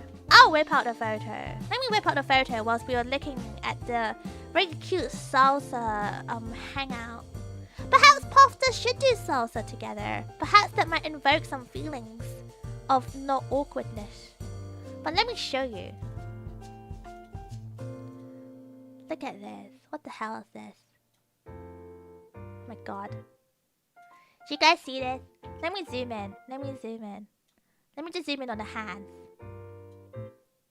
Just on the hands. Why? Why are you guys holding hands like this? Why are Puffsters holding hands like they're summoning a demon? Or perhaps they're very terrified of what they're about to summon. Like, I know it's the first time that they held hands, so I'm not expecting like interlocking fingers or anything. But why are they holding hands in the most awkward? Like, what's going on? I don't understand. Are you guys okay? Were you guys embarrassed? Or perhaps were you thinking, oh no, my fingers are sensitive, so I have to hold it like this. There are non-demonic ways to summon me? Yes, there is actually. For example, if you put out like a nice like bottle of soju or a nice bottle of sparkling sake. Oh, a nice bottle of Albarino. Oh, that was so summon me. No questions asked. Penny, we weren't using protection. It's still awkward. Next time use protection then. Gosh, I can't believe you showed us nudity. Is it too lewd? Oh no. Okay, let me hide this. It's too lewd. It's awkward, but it's still lewd. Got it. I'm sorry. To me, it's just awkward. I'm like, when I saw it, I was high key judging the hand holding. I'm like, Puffsters, please. Please, this is why you're single. This is why you're all single and alone. If you do die alone, that's on you. That's on you. Now, my main demographic is men, okay? I need more girlies. Where's the girlies? But anyway, my main demographic is men. And there's a whole thing about the male loneliness pandemic. Men, please learn how to hold hands. Then perhaps you will not be lonely. All the puffsters can look after each other and kiss and hold hands. You'll never be lonely. I will stop calling people out before I get cancelled. I'm gonna get cancelled in the afternoon stream of all things. Oh my god. Penny keeps calling me out on this walk. I don't know if I like it. It's okay, Pecco. I'm pretty sure you know how to hold hands. You know what? You and I, let's try it next time. I'll show you. I'll show you. Teach yourself. Teach yourself. I'll teach Pecco. That's the only person I'm teaching. Teach yourself. You know that song? I can teach you, but I have to charge. Yeah. You're never holding hands with Puffter again. No. I'm just saying, get good, like I said. Get good. Because don't you want to hold hands and kiss your homies? Yeah. Penny, rate the anime NYC tip touching. Oh my god.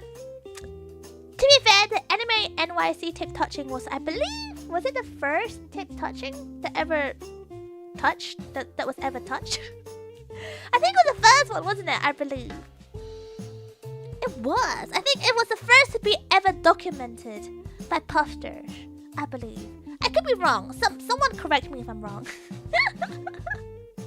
Yeah. Did I do a group twerk next Vexpo? Yeah, no, just hold hands. Just hold hands. I think that's nice. That's a nice way to spend your time with your homies, I think. Yeah. You're a tactile learner. You had to teach me by holding my hand. I don't know, Duds. I can teach you, but I have to charge. Na. Look at all these tourist traps, like, little stalls. To be fair, they're kind of cute, so I don't mind giving them my money. But still kind of tourist trappy. But yes, look at how cute this entire place is. Now imagine walking along this beautiful stretch with your puffers at night. Oh my goodness. Oh, isn't it so romantic? Good night, Flake Kind. Thank you for coming, and I really appreciate you being here. It's nice to see you as always. Thank you for being here. But you could do a smash burger right now. That's a really random thing to say. I didn't know if there are smash burgers around here. There are loads of restaurants locally because we're so near to Waterloo as well. But not gonna lie, I don't really know much about Waterloo area either. I didn't really come down here much. I never had a need to come down here much. Especially because it's so crowded as well for tourists. Oh, we just walked by a smash burger hut. Okay. Soros, you pay better attention than I do. Oh my goodness. This is also why I get lost a lot. It's really hard to pay attention to my surroundings. I bump into people a lot as well. Like, don't worry, when I'm walking in a very crowded touristy area like this, I do pay attention so I don't run into people. But you know how I told you 2 days ago on my stream about Vexpo, about how I keep almost running into posters. And it jump scares me because the thing is, okay, I have pretty bad eyesight to begin with, so it was hard to me to like see where I'm going to begin with. But until I'm like a meter close to you, I will not be able to tell who you are. And the amount of times I'm just like so unaware of my surroundings, and I'm just like walking and I almost bump into my puffers over like last weekend. Oh my god, that was terrifying. It was terrifying. So it's the same thing as London. Like I just find it hard to navigate because it's just, my awareness is non-existent. That's why glasses exist. I know, but I forgot. Okay, I forgot to bring my glasses with me. So my whole entire time, I just didn't wear glasses. My whole entire weekend, I didn't wear glasses. I forgot. Okay, but it's not that that much of a problem. Like, I can still see the screen and stuff just fine. So like running streams and stuff like that, it was doable because I don't really need glasses that badly. It's just from seeing far. I need glasses to see far. Were you just blind? I was really blind. Yeah. Like, for example, like the whole like Lurid shenanigan that went down yesterday. He was like, "Did you not see my store?" Like everyone was like, "Did you not see his store?" I'm like, I was there so many times, but I guess not. I can't see far. I can see close. Like, I'm not gonna shove my face like into every single like item. I was trying to be discreet as well because I don't want to like bring attention to myself. So when I was looking at stores and stuff, I went past as fast as possible. If I was dropping off like Starbucks to like my artist friends and things like that, I'd drop it off because I know where the location is. I just drop it off. I'm not gonna like put my face into every single product that they have. That's just crazy. That's how you contaminate them with cooties. Because don't forget, I also had cooties like before Expo as well. So I was like, I can't see Jack! Leave me alone! I'm squinting for like 4 hours. No, I wasn't squinting! No, I wasn't squinting! No, I wasn't squinting. I just didn't need to see. How do I put this? Like, when you're used to having my eyesight for so long, and you're used to forgetting your glasses like every so often, you just kind of get used to it. You get used to the fact that things are going to be blurry. Right? You get used to the fact that you can't see certain words well. Like, words are fine, but for example, like, when it gets to a certain size or a certain color, it just becomes like one. You just get used to it. Like, for example, like, I was trying to, look at which bus to take recently, and I was like, oh, I need this number. But for some reason, so I need like number 30 or whatever, I can't remember now. But like, the bus that was coming towards me looks like 90. I don't know how 3 looks like a 9, but it looked like a 9 from afar. So I was just standing there like, that's not my bus. But you just get used to it. You get used to it. It's fine. I still navigate fine. Like, that's why Google Maps is helpful. Because Google Maps, it's not long distance. It's close up. So I just use Google Maps to navigate. Like, worst comes to worst, I use a very nifty technique. Let me tell you. If you are a person like me who forgets glasses every so often, but is like short-sighted, is that the right word? Short-sighted? I think that's the right word. What you do is you use your phone and you zoom in with your camera. You don't even need glasses anymore. You just zoom in with your camera. It's a very handy trick to have. So if you want to look at signs, like for example, you want to look at what's the upcoming trains and stuff like that, but you can't see very well. You just use your phone, zoom in, take a picture. There, sorted. You don't need glasses. Yeah, that trick, White Autumn, you understand me. Wait, are you like me? Are you like me? Penny's truly a hag. I don't think it's a hag thing. My eyesight's been like this for a while, so it's been like this for a while, so it's what it is. Penny, that's dangerous? It's not dangerous. How's it dangerous? I'm still alive. If I'm still alive, how dangerous is this? Penny's just one radioactive truck accident away from being Daredevil. What? Daredevil? I never watched Daredevil. But if I become a superpower pufferfish, I don't mind that so much. You know what? Give it to me, I'll say. Then maybe I'll finally be immune to stupid cooties and I didn't have to suffer anymore. I don't know. He's a blind superhero. Oh! Okay. I'm not blind! I'm just nearsighted, short-sighted. I just can't see far very well. Like, it's not even that bad either. I can still see. It's just things are a little bit blurry. Just a tiny bit blurry. But I can still see colors and shapes and stuff. It's fine. I'm so short-sighted, it's impossible to forget my glasses. Oh, I really like Parade. Yeah, I'm not that bad. And I think the problem as well, I don't know about you, like glasses enjoyer. Or not enjoyers. I'm not... You know what makes your eyesight worse? Your face. Is it your face, Dunce? Is it your face? I don't really like rain glasses. It actually took me a long time to get used to wearing glasses. Like, for the longest time, I refused to wear glasses. And then I got really told off by my opticians. And even then, I didn't wear glasses. I only started wearing glasses because in one of my jobs, I had to speak a lot. I had to present stuff a lot. And when you present stuff and you're sitting, like, depending on which end of the table. If you're sitting at the far end of the table and you're presenting and you can barely see, that's like... It makes life really hard. So it gets to the point where it's like, fine, I'll wear glasses. Do you not wear contacts? I didn't like things touching my eyeballs. I don't know if you guys have a similar... Like... I wouldn't say it's a fear. It's kind of a fear, but it's a bit... It's unsettling. It's unsettling! I can't... Yeah, John, me too. I can't wear contact lenses. I've tried. I really tried. Like, my opticians tried to teach me how to do it and everything, but I just can't get over it. I just can't get over the fact that I had to touch my eyeballs. Like, for example, I can't really do eye drops either. Eye drops are the hardest thing. It's so icky. It's so weird. So, you have friends like that. So yeah. So I'm basically your friend. I can't touch things. I can't put things on my eyeballs. I don't like it. It's really it's too weird. It's too weird.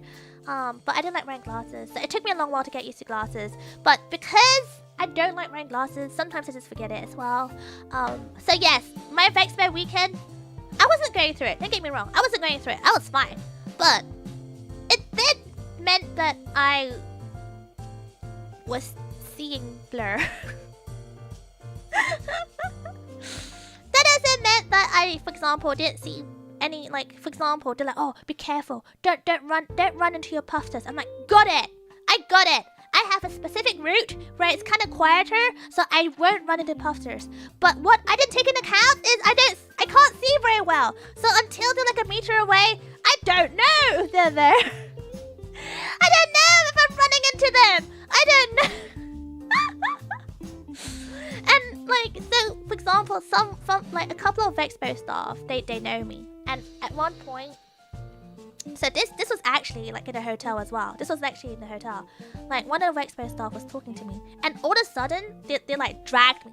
They dragged me away, and I was like, "What's going on? Did I do something?" They're like, "No, right next to you, like literally, not even behind you, like right next to you. It's I think they're your fan." I'm like, "Oh, well shit." Well shit. Fudge me then, my fudge face. But Penny wanted to avoid this. Yeah, cause you know, don't want to dox myself. I don't want to dox myself. So yeah, my eyesight not good. Should wear glasses, but no, I hate it. I hate it. Do your keen sense of smell and hearing make up for the short-sightedness? Are you implying I can smell my puffsters? Like, I know puffsters be stinky, but they're not that stinky. Come on. Don't be so mean. OPSEC protocols are wilding here. I'm not gonna lie, I was very good at OPSEC. Funny how I said that exactly in the last stream as well. But I was really good. I made sure that I would try to keep to isolated areas. I didn't loiter.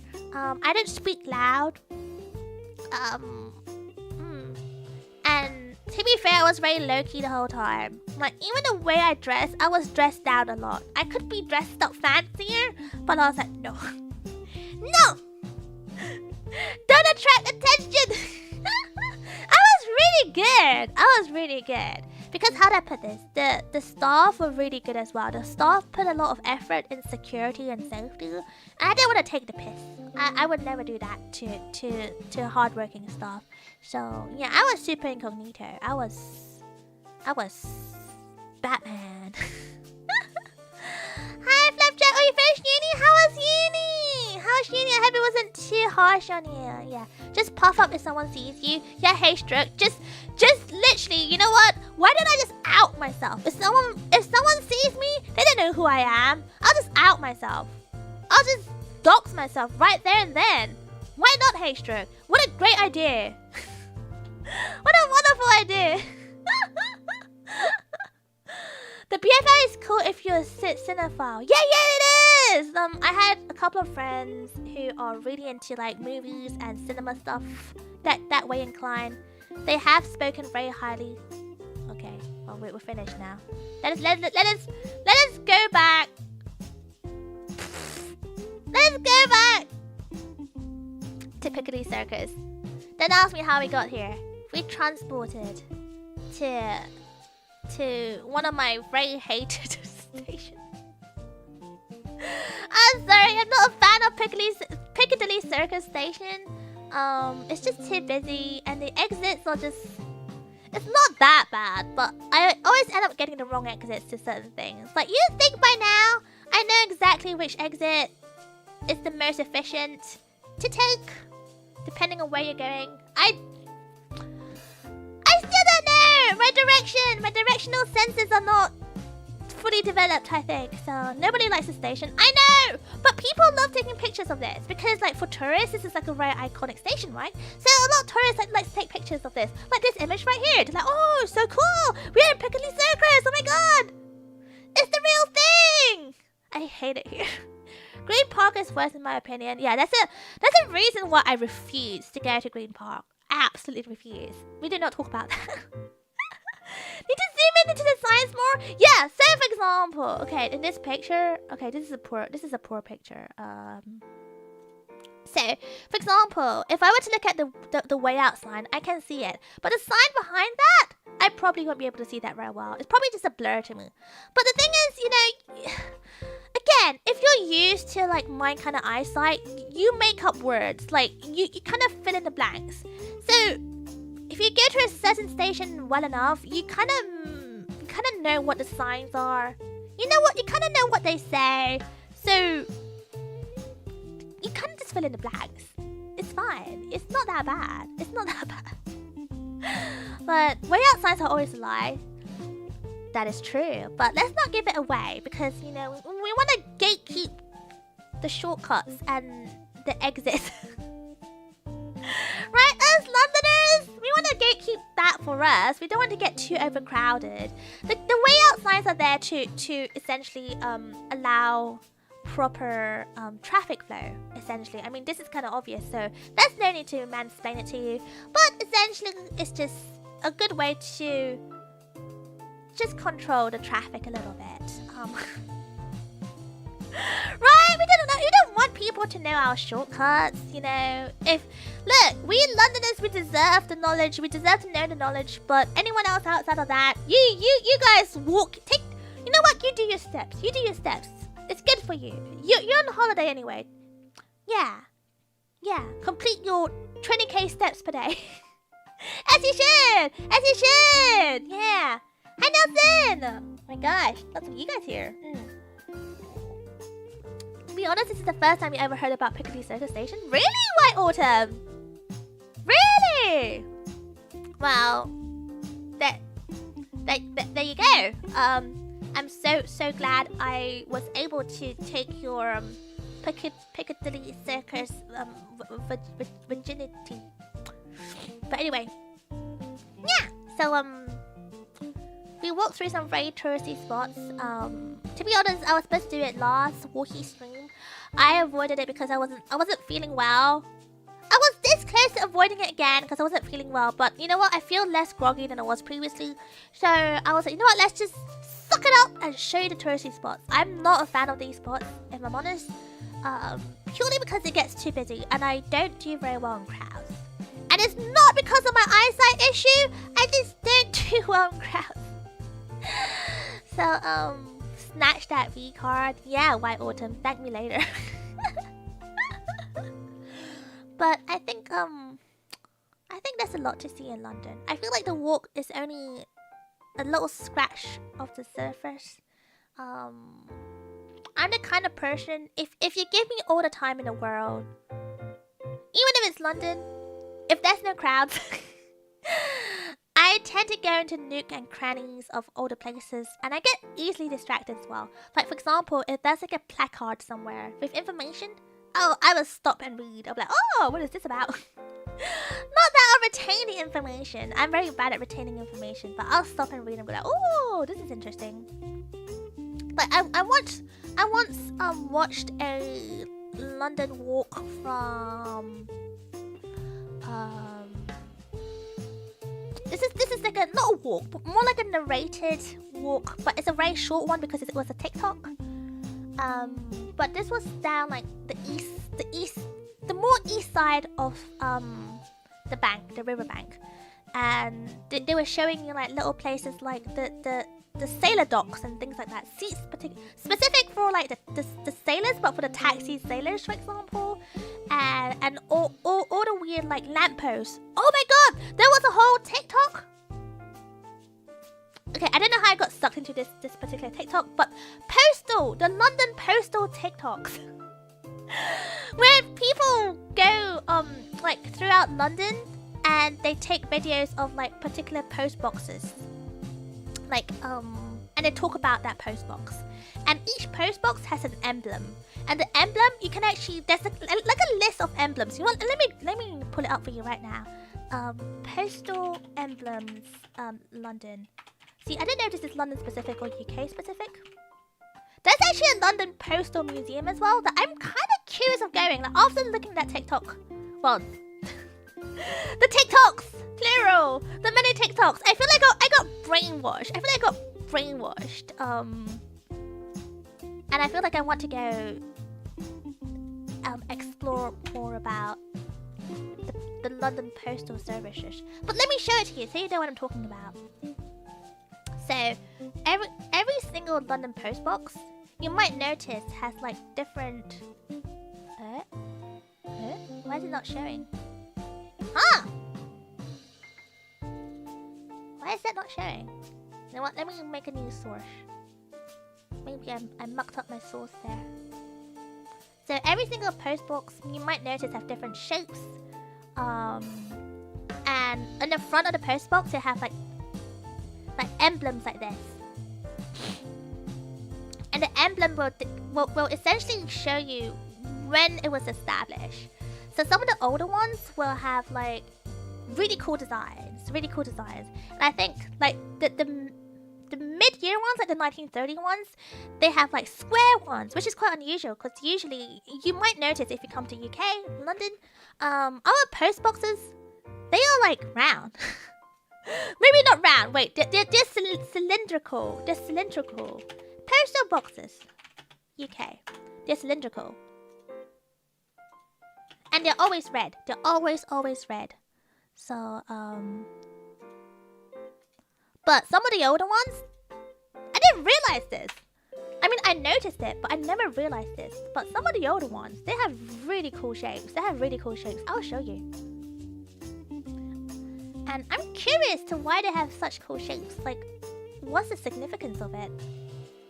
Why? I want to know more. And that's kind of why I want to go to the London Postal Museum. So that's an old one. Can you see? So you can see the emblem. For example, the middle one. Do you see? It's got the swirly thingy. So that's from the 1800s to 1901. So that's when it was established. But the newer ones, they're just round. They're just very round. Let me show you. Where's the newer ones? I'm googling it, but it's giving me like lots of really old ones. They're like, you're only interested in the old ones, right? You don't want the new modern technology post boxes. That's for losers. That's for the Gen Zs. That's not for you. But yeah, these are the new ones. So you can see it says E222R. That's from the mid 1900s, the 1950s to 2000s. So they're fairly new. They're very new. So can you see the difference of the shapes? It's so different. Like, these are the ones that I see a lot. These are the ones I rarely see, but I've seen before in London. I never understood why they were different, but now I guess I kind of know. It's different eras, different eras. Right this around! But look how edgy this one is. So edgy. They typically painted that dark green shade. Really? Yeah, it's true. Actually. Yeah. So it's so cool. That's so cool. But Loki, maybe you know what? After, do you think I should go to the London Museum, the London Postal Museum? I never had interest in this. I still don't have an interest in this. I'm not gonna lie. This is. I don't think I have interest in this, but it's also interesting because of the TikToks. Maybe I can just consume the TikToks and call it a day. I don't know. But changes with the crown royal, it seems. Do you think is that it? Do you think so?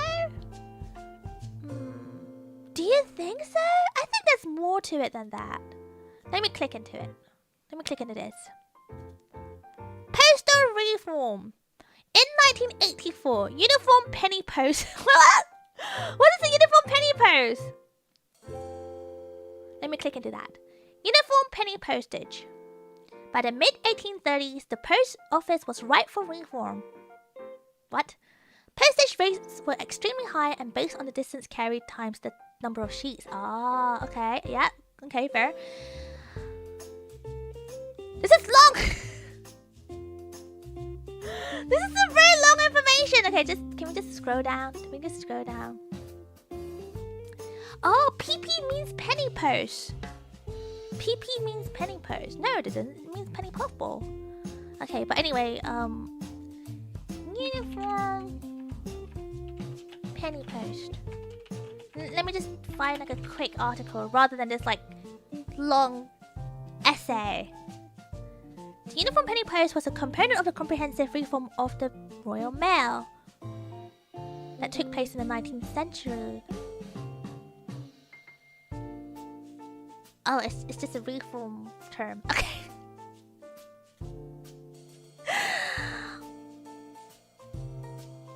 Oh, okay. So it's just like a price plan. It's a new price plan. Back in the days. Back in the 19th century.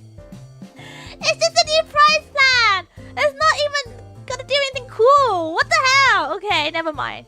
I'm no longer interested. I'm no longer interested in the uniform penny post.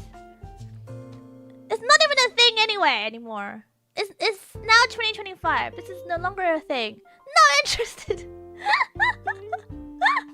Forget about it. Oh my god. Boo. But yeah, I know Spippy. I think I am falling for the TikTok postal propaganda. Like when I was in Rexpo for the whole like weekend, I did not go on TikTok once because I was so busy. I just didn't have time to TikTok. Like I barely had loo breaks to begin with. And my loo breaks, I was just focusing my main focus of getting it done and getting it out. Getting out so I can go back and do my stuff. I was so busy. So I didn't have time to TikTok.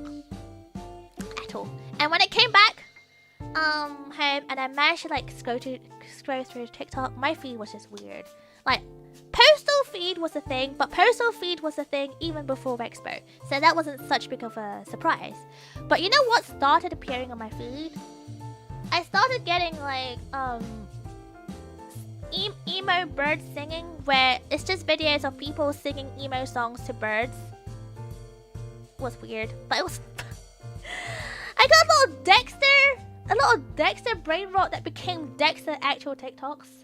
And it got to a point where it's, you know what? I don't even need to watch the new Dexter anymore. Because I watched the old Dexter, but I didn't watch any of the new ones. But I don't even need to watch new ones anymore because I got so many spoilers from it. I'm sure the birds were unimpressed. They were not unimpressed. They weren't impressed, but they weren't unimpressed. They were just there vibing. So it was pretty cool. And also, what I've been I don't know if anyone's been getting this, but I've been getting a lot of how do I describe this? In like short terms. Window tint competitions.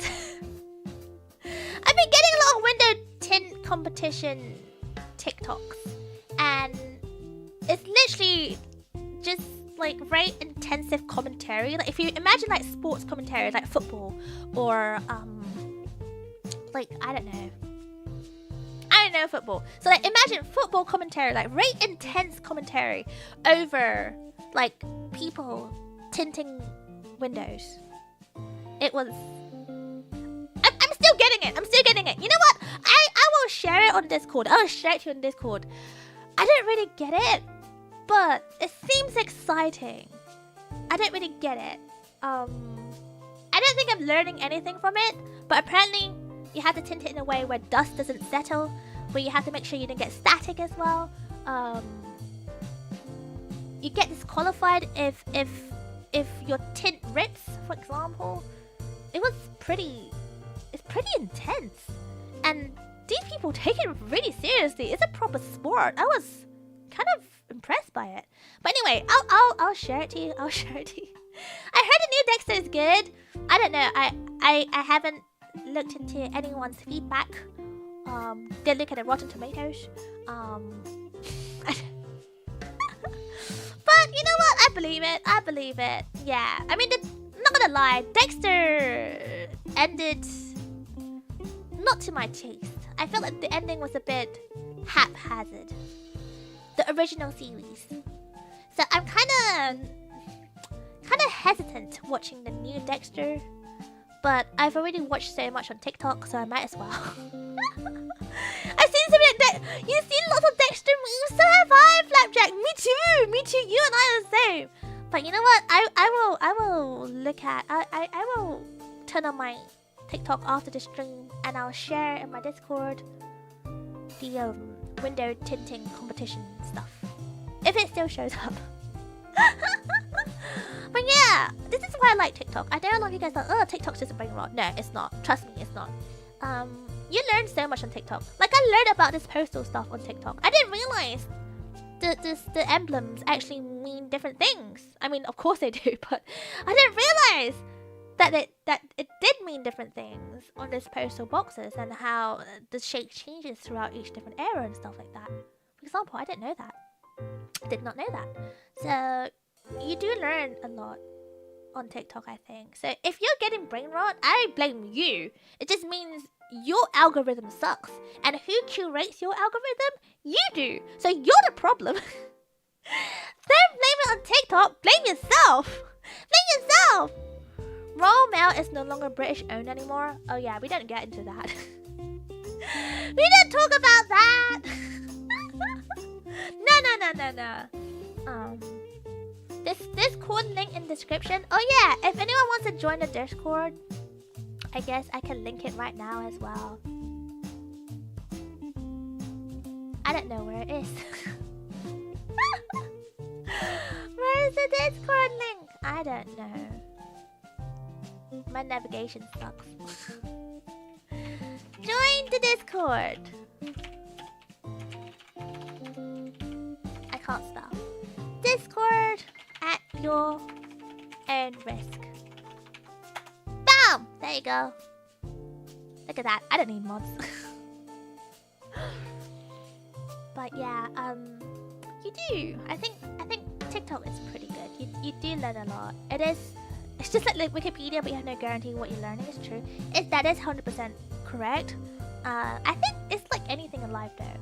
Even in school, anything you're learning is not 100% factual. And facts changes throughout time. Theories changes throughout time.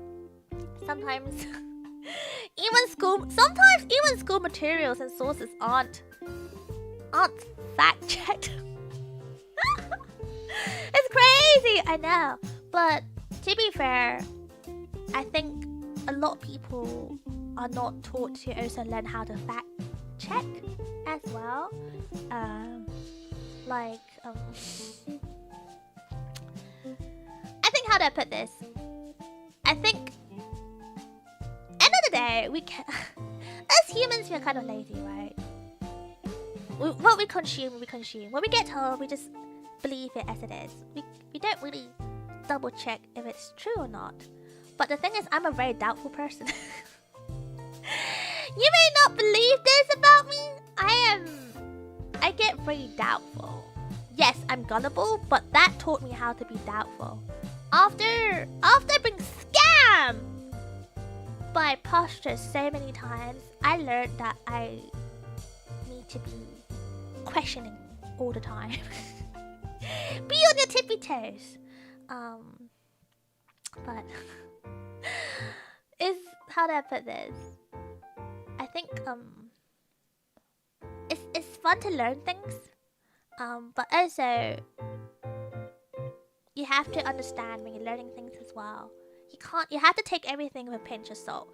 Especially when things aren't factual. There's a lot of stuff that you learn like in history, or even in like, for example, in the museums, a lot of things are also based on theories. They're based on theories.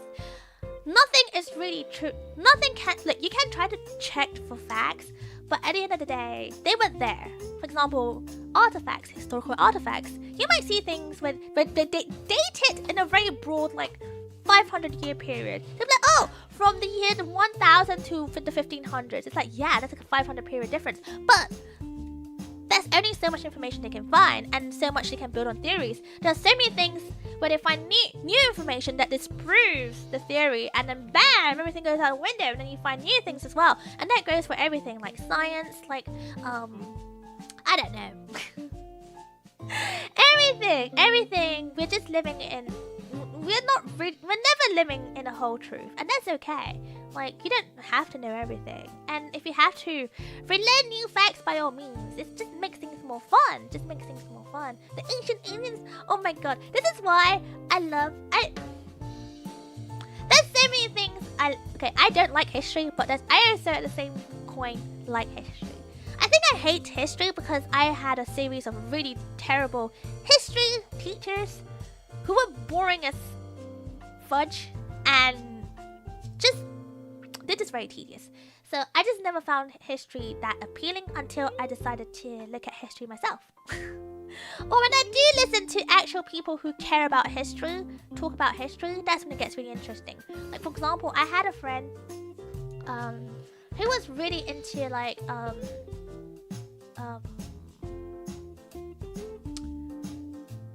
the history of railways. Okay, I won't say too much, but because they knew I like railways, but they specialize in European history of railways.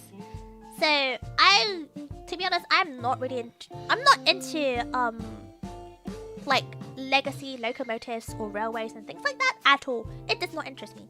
But that was the first time that I was actually interested in like the old school train stuff. Like, I was actually fully engaged because the way he talked about it with so much liveliness and so much enthusiasm, I was enthralled. I was captured by the whole thing.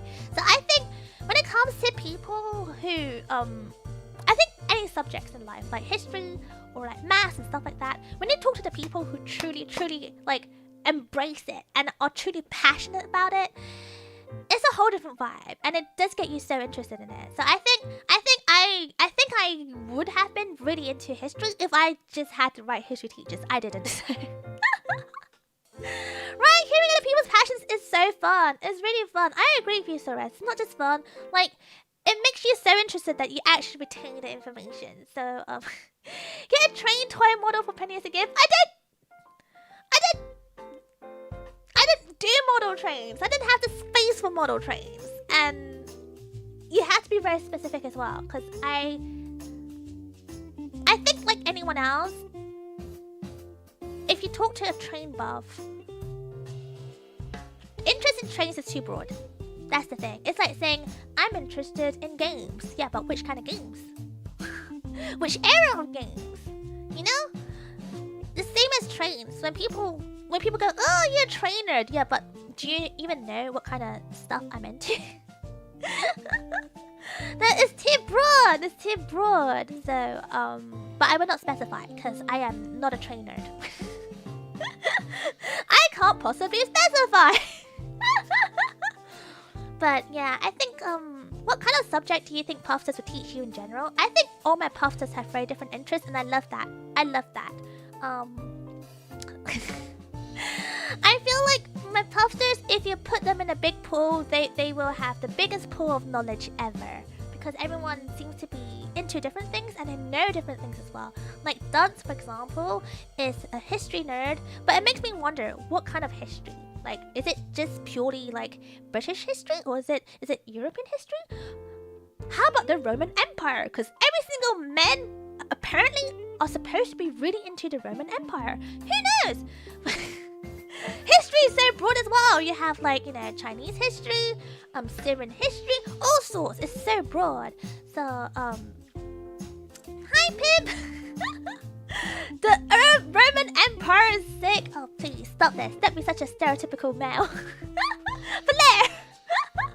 I'm gonna teach Penny some linear algebra. Ooh, okay. Go for it. Go for it. I wonder what I can learn from that. Because, like, for example, I know some puffsters here are studying maths. But maths is so broad. You have, like, theoretical maths. You have, like, physics maths. All sorts of maths. Yeah. Statistics math? What kind? So, algebra, is that more like... What kind of math is that? I wonder. Roman Empire is pretty cool. Oh no, did I set off all of my puffsters? Did I set off all my puffsters? Oh no. I left the Roman Empire. But let's not forget about the Roman Republic. That's what you mean. The Roman Empire is cool. The Roman Empire is a little past sick at this point. It died a long time ago. What? That did it. Set us off on what? The Roman Empire. I knew I shouldn't have said those words. Those two words, the Roman and the Empire. I'm sorry. Bruh. So, I don't know. I feel like I learned a lot from my puffsters. Like, not just like history, not just maths. Even food. Even things like food. For example, I know one of the puffsters here are really into K-pop. Old school K-pop! I'm sure I'll learn a lot about old school K-pop. I think some of you guys are really into I don't know PC building or the nerdy computing stuff. I'm sure I can learn a lot from you guys about that. Some of you guys have big, long knowledge about VTubing, for example, VTubing history. I didn't know that. I'm sure I could learn lots from you guys about that. Like loads, I'm pretty sure. But I have nothing interesting. I got nothing interesting in me. I don't really know a lot. I guess I can tell you a bit about fashion, but like, J fashion has changed so much as well. Like in the last few years. I'm barely keeping up. So I don't know. I don't really know a lot. Which is why a part of me really wants to I want to do a lot more. I want to do a lot more outside of staying at home. I've been a hermit for like too long, I think. You know, I need to expand my boundaries a bit. Learn a little bit about the Roman Empire. Start reminding me I can dish out a veteran card for VTubing now. Really, White Autumn? When did you start getting into VTubing? Who was your first VTuber, Oshi? Who was your first? Well, I don't know. I don't really have, like, intricate knowledge the way you guys do. I think one thing I realized about my puffsters is you guys are very clever. You guys retain knowledge really well. And you guys are able to just quote knowledge so quickly. I'm not that way inclined. I know the rough information, and that's it. It's really hard to quote specific stuff.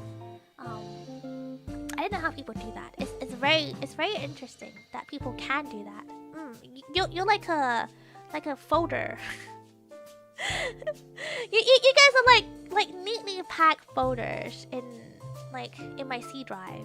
Except my C drive is not neatly packed. But it seems like if you're talking about something, you know exactly what it is, and you can quote exact like numbers, exact years, exact locations. I can't do that. It's very impressive. It makes me wonder how your brains work. I want your brain. Can I have your brain? My brain is just muggy. My brain is just muggy. Doesn't have words. It's just pictures. Pictures. But yeah, if you didn't say annoying orange, then you don't deserve the VTuber veteran badge.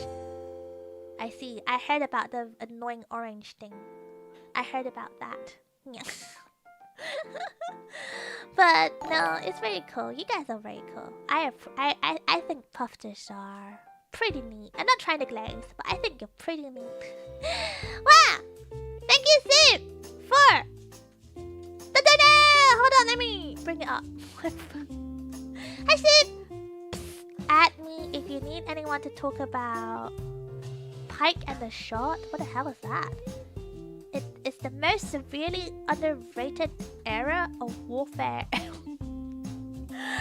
warfare! Do I look like a warmonger to you? Sim, do I look like I'm interested in warfare? I yearn peace. I just a little guy. I don't need to know much about warfare. That's the reason why I'm not that interested in the Roman Empire. I'm just not that excited by warfare. Don't talk about the MRE. Stop bringing it up. I didn't know why I was given warfare food. Approved by warfare people. But I'm not interested. I don't think. P is for penny. P is for puffball. P is for peace. Stop this! Tank Museum collab where? Oh my god. Guys, look. I know I said I wanted to start an army, but I meant like the BTS kind of army, you know? Like a dynamite. Ooh.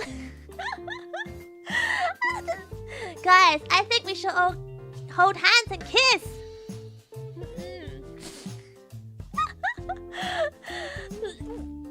Do I look like the type of VTuber who encourages warfare? Am I like that? Am I peaceful puzzle? No, it's not like that! Stop it! Stop it! You were criticizing our hand holding earlier. Look, I'm just giving constructive criticism, okay? If you can't take constructive criticism, perhaps you should grow up and learn how to get good! How to get good! Ah! P is for peace, exactly. Yoda was correct. War is not what makes one great. Yeah! History nerd here. Oh. Pike and Shot was the early era of gunpowder warfare. It mainly consisted of pikemen whose job was to keep the enemy in place for the matchlock soldiers to then shoot them. Hence Pike and Shot. Wait, this is kind of dark. This is kind of dark history. Pike and Shot was the era of gunpowder warfare. It mainly consisted of pikemen. His job was to keep the enemy in place for the matchlock soldiers to shoot them. That is really dark. I don't think this is stream appropriate. That is really dark. What the hell? Musho! I am not a warmonger. I am not a warmonger. That doesn't sound like a riverside pub. Shut up, Aaron. Okay, we end stream. We do not talk about such dark topics. This is crazy. This is so crazy. I think, how do I put this? I think I'm not very good at dealing with dark topics. Cause I don't know how to react. Like this is so sad. Like it shouldn't happen. It shouldn't happen. Why has it happened? I'm not a VTuber. Stop it! Stop it! I am still getting traumatized. I know, Sally. Exactly, Soros. We are a cult. We're not an army. I got so, but I'm not a soldier. Monsters. No, stop it. Oh my god. No, I have been to like certain museums before, like abroad, where they talk about very dark topics, and I just sat there like, try not to cry. Like, this is so dark. Why is this a thing? This should not be a thing. This seems like we don't learn anything from our history as well, because it's like, oh, it happened in the 1600s. Oh, it happened again on the 1700s. And then it happened again, 1800s. I'm like, why do we learn? History has told us that we as humans are fucking dumb, and we've learned nothing, and we're still doing the same shit, and this makes me so sad. This is too dark. I don't like it. Let's not talk about the dark stuff. It is afternoon, 2 o'clock. Why are we talking about dark stuff? Penny Puffball nerd here. Penny Puffball is a notorious warlord of the London wasteland. Wait, we're not She has personally shanked at least one puffster for not being performative enough. Currently she is on a Larry campaign to take over all of London. I have not! What do you mean does? Wait, I gave you a chew and everything earlier. This is how you repay me? This is how you repay after the nice, considerate chew? Bruh, I have never shanked anyone for not being performative. If anything, I just tell you off and I'd be like, hold hands better. Because I need you guys to be alive so you can perform harder. You know what? Perform better. You know what? You know what, Puffsters? I'm gonna say it. Your performance isn't good enough. Perform better. Yeah. Perform better for me. Do it. I didn't hate your performance. Wait, hold on. Don't get me wrong. I think it was a good start for a first time. I think you guys perform decently, acceptable. I just think you could do better. I just gave you pointers. That's all. It's called constructive feedback. So please don't die. I would never shank anyone for not performing well. I just want you to perform better. Yeah, bye out Cairo. Can we what? Oh, you're not going. Oh, can we go to Pret a Manger instead of fighting? If you have to, but it's French. Do we have to? Do we have to go to a French place? Don't really want to go to a French place, ideally. And it's kind of overpriced for what it is. Kind of overpriced. You want to shank us for other reasons? Yeah, like treason, for example. Fine, I'll shank you for treason. If I catch you cheating with other VTubers, then yes, the shanking will come. But if you're just performing poorly, that's okay. I believe that everyone can improve. Everyone can get good. Of course, that's without a doubt. Just get good. Pret is actually British. Oh my god. Explains a lot. No way! That's the worst fact! That's not fun! That's a terrible fact! History is indeed little more than the register of the crimes, follies, and misfortunes of mankind. Yeah, but I'm sure there's good history as well. History is indeed... No, I don't know. I think yes, it is a register of like all the bad things, but I think there are good things too. There are good things. Good things that made a positive impact in the world. If not... Well, no, there is. I want to go down in the history of YouTubing one day as someone who is a positive force, a positive mark in YouTubing. Yeah, it's about a good and bad and like, yeah. But I think the history of YouTubing is already like heavily etched, to be honest. Like it's still when you compare it to like general media, it's still pretty young, right? It's still pretty new. That's why it's new media. But I think a lot of people talk about the OGs and stuff. I think it's time for a new era. OG who? Come on! We saw the emblem. There! OGs? Nah, man. I'm now the 1952 to present. The crown. I am the crown. How do I put this? Without being disrespectful. OGs are amazing individuals who paved the way. 100%. By the way, I speak about this also from like the idol appreciation perspective. But I think times change. Times change. I think it's time for the new and fresh, tasty, straight out the bag, penny puffball. The puff rising! Exactly! Time for... Honestly, I feel like we're in need for change right now. For reform. Yeah! The uniform penny post. It's like the uniform penny post that we speak of earlier. It's time for a reform. I think. How do I put this? Maybe it's just me, but I feel like a lot of things are getting stale. So it's time for a uniform penny post reform. Will we get the king stamp? I'm not a king, I'm a queen. Please don't read ... form. We spoke about this before in a different stream. Don't do the read ... form. Bye, Austin nostalgia! Bye! But like, I think there are a lot of fun stuff that's happening in the streaming world. I'm not gonna lie. You know, not just VTubers, but streaming world. But I find like a lot of people are getting stuck in a... I guess I get it, because a lot of people, like the audiences, do enjoy nostalgia. Nostalgia is a big emotional motivator. So I do understand how nostalgia is a good way to drive content. But I think it's weird, because I do think I'm a hag. But I get bored of things so easily. I get bored of things so easily that if I see things more than like, I don't know, like a year, I get bored. And I think a lot of times people are just recycling the same content, but not... When you recycle something, make it into something better, right? You know? Plastics. You recycle it into a stronger plastic, a prettier plastic, a shinier plastic. It's like that. Nostalgia is nice, definitely, to walk in. Yes, I agree. However, stop living in the past, man. There are cool new things out there. So many fun things that you can try, that you can do, that you can innovate. Do it. Don't be so boring. Like, I think people forget to innovate sometimes, which is a sad thing. I won't talk too long about this because I don't want to come across offensive. That's not my intention.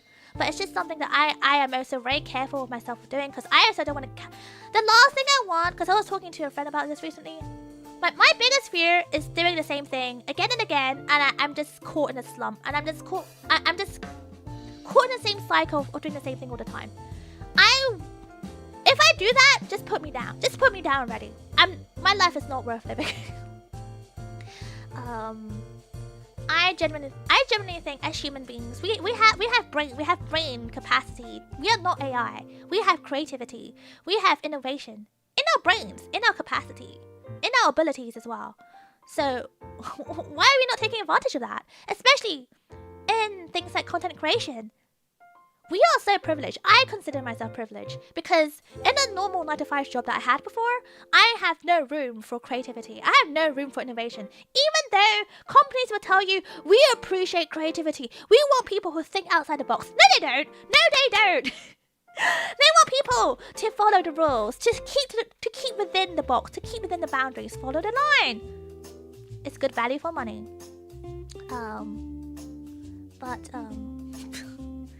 How do I put this? This is the first, like, when I started content creation, I realized how vast the world of content creation can be. What crazy things you can do, that you can try. If you fail, no one penalizes you for it. It's insane. Whereas in a like work situation, if you in quotation marks fail, you get fired. But I guess I'm just lucky because my fans are... I think you guys glaze me too much, really. So, so I think you guys are very forgiving. So I feel like I feel like I'm allowed to try things, with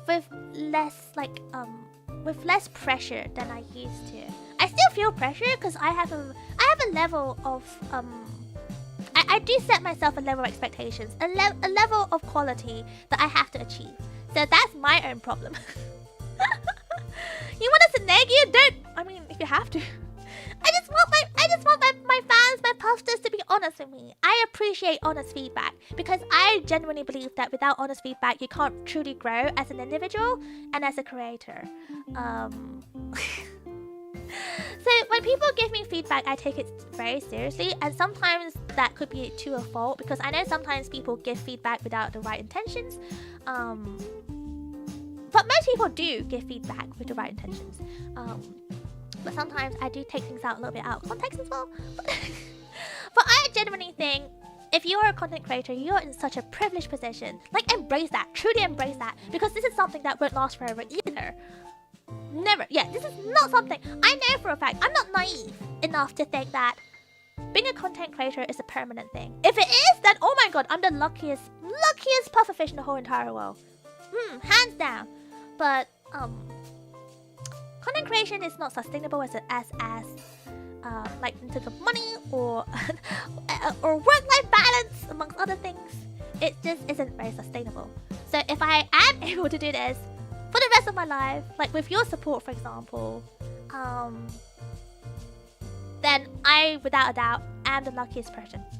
But I'm also not naive. I'm not naive!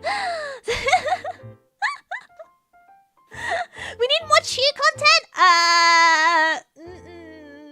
I don't know about that, Marshall. I don't know about that. Honest feedback! Love your singing voice when you're actually trying to karaoke. Yaynon! It's not that! It's, I don't know many songs, is the problem. With karaoke, I don't know many songs. That's the problem! So, unless you want, you know, I can go and learn songs, I guess. But, how do I put this? Like, yeah! Toby, that's the thing. Like, even if you're doing content creation for 10 years, for example, that's a very long run. It's quite a privileged position to be in because you have to have the time, you have to have the money, you have to have the equipment, the space. I couldn't be doing this like 5 years ago, for example, because I was living in a different place, which meant I didn't have the space.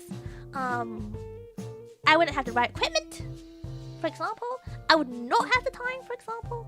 So I know the position I'm in right now, and I cherish that 100%, which is why I refuse to let myself not be creative. I refuse to not let myself try new things. I refuse to say no to opportunities. I refuse to not work hard. Okay? I refuse to not work hard. I have to do good because this is the one-time opportunity in my life. I have to seize it, and I can't take the piss, you know, because you guys are supporting me so hard. I can't really take the piss. If I do, then I'm a terrible person. I'm a terrible person! So I would never do that. I would never do that. We need to teach her more songs. Go on then, teach me. Recommend me some songs to learn. Yeah, so, it's important to let creators know how much you enjoy their work too. It is! 100%, yeah. Like, from a fan's perspective as well. I think sometimes as creators, you do some... Because... As a creator like me, I see it from my perspective. I didn't truly get to see it from your perspective. I don't truly know if you are enjoying something or how you truly feel about something. So that's why when I ask for feedback, I genuinely want to know your feedback on things. I want to know how it looks like from your point of view, looking in. So, wait, we have a raider! Hi, Rocky, welcome! How are you? Oh my goodness, everyone, Rocky in the house! Rocky in the house! Oh my god, I'm so sorry, my air horn is so janky. Like my hotkey is not working very well. But welcome, Rocky! Welcome! All the raiders, how you doing? Rocky Raiders, welcome! Okay, honest feedback time. Welcome in. Penny, Oh my gosh, I think we are it's in the first desperate time. need for more tummy and you showing off those cute shoes. We also need more adorable Penny Puffball sounds. Oh, and we can't get enough of your smiles for real. What? I've never grown stale of you. What the hell? Penny Puffball sounds? I have sounds.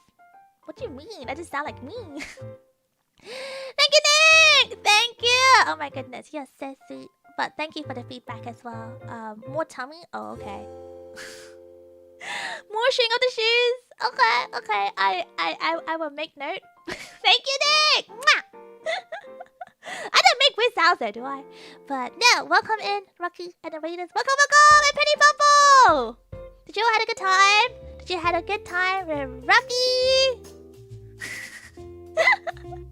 Did you have a good time? Wait, what were you guys doing? I'm curious. What the? Isn't it kind of late for you there at the moment? I wonder. But everyone, please make sure you go check out Rocky. You know what? Let me find you. What? Let me get Mod to find you. The link to the channel. Just one moment. Mod-san! What is it? Is it too early? Why is there a big freaking poster of Postal emblems in my face? Oh my god. Okay, you want me to fetch you Rocky's channel so you guys can make sure you follow, subscribe, notifications on? Okay, I can do that for you. I am the only mod you ever need. Puffball mod! Yippee! Okay. Alright, pipe down. This is Rocky Kazuki channel. Check out Rocky. She is a cute little witch. She's a cute little witch. She's super cute. She has a very cute voice. And she has a very cute singing voice as well. Not crusty like Penny's vaping voice. So if you're into cute VTubers who are witches, who like cozy kind of streaming, she does little cozy streams, little cozy yapping streams. Make sure you go check her out! Do the thing! Alright, mod out! Okay, where am I? Wait, where am I? Oh, here I am. Did Mod do a good job? Did do a good job? I think Mod did, so you better give a pushy to Mod for doing such a good job sharing Rocky's channel. Make sure you go and support Rocky. Thank you, Rocky. I hope you are resting up very well. And I hope you had a good stream as well. It looked like she was...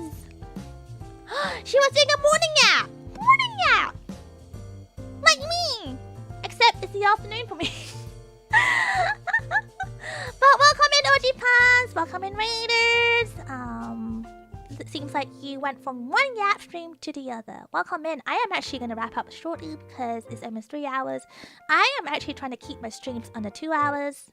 Between 2 to 3. Doing a great job so far, huh?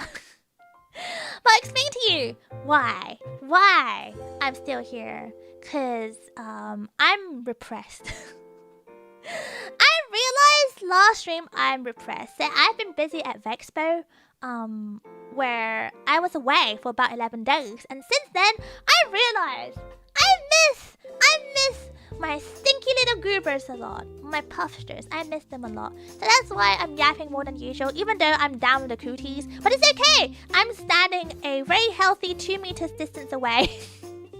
So I may not infect them with the disgusting cooties, but welcome in. Don't worry, I will not infect you too, unless you want me to. But that's pay-per-view. Welcome in. I hope you had a lovely time with Rocky. Make sure you take yourself a little break as well. I know it was a chill morning stream, but if you had to top up your coffee, your liquids, please do get yourself a little top up. But if you want to come back afterwards, please feel free.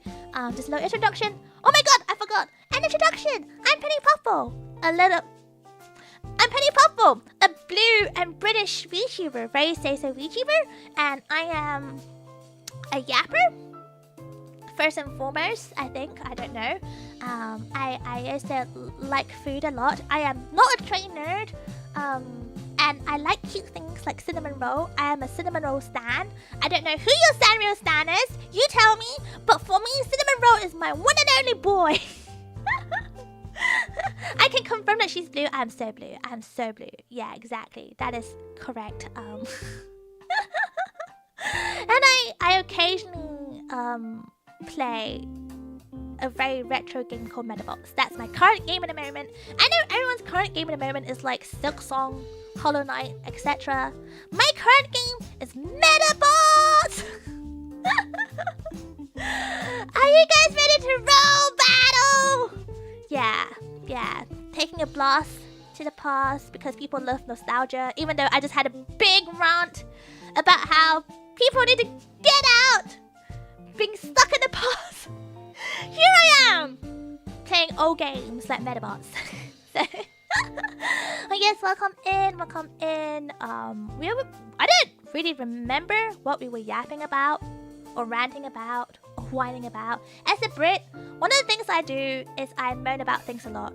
I moan about how expensive everything is. I moan about tourists. I moan about young people. I moan about old people. I moan about everything. I do not discriminate. I just hate everything. But that's just how Brits are like. We just like a good moan. We don't truly hate anything. I'm not gonna lie. I feel like we don't truly hate anything. I think we just like to have a good moan. That's all that's all that is. It's just in our blood. We were moaning about content creation. Wait, were we? Were we? Oh no, I don't think I'm allowed to do that, am I? I feel like I'll get cancelled. What do you mean? I would never do such a thing. I would get so cancelled. No way. No. Professional moaner, we call that content, baby. No, that's terrible content. People who do like moaning content, or what they call, especially on like TikTok, they call it negative hooks. They'll say things like, for example, I hate tourists, and this is why I hate tourists. Or I hate VTubers, for example. That's a negative hook. Negative hook is actually a very strong hook, but it does burn people out very quickly, because very quickly you will become a very negative content creator. I am not a fan of negative hooks. That's all I will say. I think it's a very quick way to grab attention and to provoke feelings. So there's a whole study about media, like social media, and media in general, what's the word? Oh, the tip of my tongue. It starts with a G. What is it called? What's it called? Things like news and stuff like that. But anyway, news, you might notice news these days are very negative, they're very clickbaity, because it's the only thing that generates views. It's the best way to generate views. If there's a whole study about the best way to invoke people's feelings and attention is through geopolitical. No! I forgot what the word is! I'm so bad at words, I'm so sorry. But there's a whole thing about how, if you want to invoke any feelings whatsoever so that people stick with you. So if you look at how like political propaganda works, for example, as well. It's all about invoking fear. Fear is the strongest emotion. It's the strongest emotion to drive people to action. So that's why a lot of content generates fear and anger, because it receives that reaction, and that's why a lot of clickbait stuff is usually based on fear and anger, generating that sort of emotion. That's why a lot of media these days are so negative. Journalism! That's the word! Journalism! I'm sorry! I'm so bad at wording. This is also one of my biggest fears streaming, that I can't get the right words out, because I'm not good at words. I know, right? Surprising for a VTuber. It's crazy. Journalism with a J. I don't know why I said G, but in my head it was G. Look, I didn't have a dialogue in my head. I'm sorry. These things are really hard for me. This is really hard for me. Journalism. That's the whole thing about journalism. That because I was trying to, at one point, I was trying to study out how to produce good content. And content is so broad. Journalism is one of them. Because, like, good journalism is so hard to come by these days. That's because the whole entire world is saturated by information. And communication is hugely saturated. Good communication does not exist anymore. And we all know that. I had a rant about that recently. We didn't have to talk about that anymore. But that's a reason why, like, when it comes to journalism, it's all very clickbaity. It's all very negative. It's not filled with facts anymore, because that's just boring. Happy news is too boring. It doesn't invoke enough emotions to make people want to read more, want to follow for the next chapter. So that's why everything is just so negative. Like, at the end of the day, yes, we can blame journalism as a direction, but we are the consumers, so we have to blame ourselves. And that's the reason why people do click into clickbait, because it invokes that feeling. So you are part of the problem. We are all part of the problem. And so yeah, it's a sad fact in here. So, and I think we can blame us individually, but I think society as a whole, really, because like I said, communication is just so overly saturated these days. Like, I do think we have too much access to communication channels. I know, that sounds really haggy of me, but we don't need to be surrounded by more than one device that gives us live updates and live feed of every single thing. And it's not just like feeds, it's like different communication apps. You have Discord, you have WhatsApp, like even freaking YouTube chat is a communication channel. Everything is just so saturated. So people's communication style has like, they have like disintegrated so much to a point where I think I remember having a big rant one time. I promise I will stop. I remember having a big rant one time in one of my like afternoon walks about how people don't communicate that well with each other anymore. No, this wasn't an afternoon rant. This was just a normal rant. But yeah, and I had a big like complaint. I had a big moan about how like everything just seems so watered down. Like when you get to know new people, it's almost like a checklist. It's like a checklist. What's your name? What's your name? Where you're from? What do you do as an occupation? It's like a checklist. Like I feel like everything's very dumbed down to a very speed dating app kind of communication style. It's just bam, bam, bam facts. So it can place you in a box without truly knowing who you are.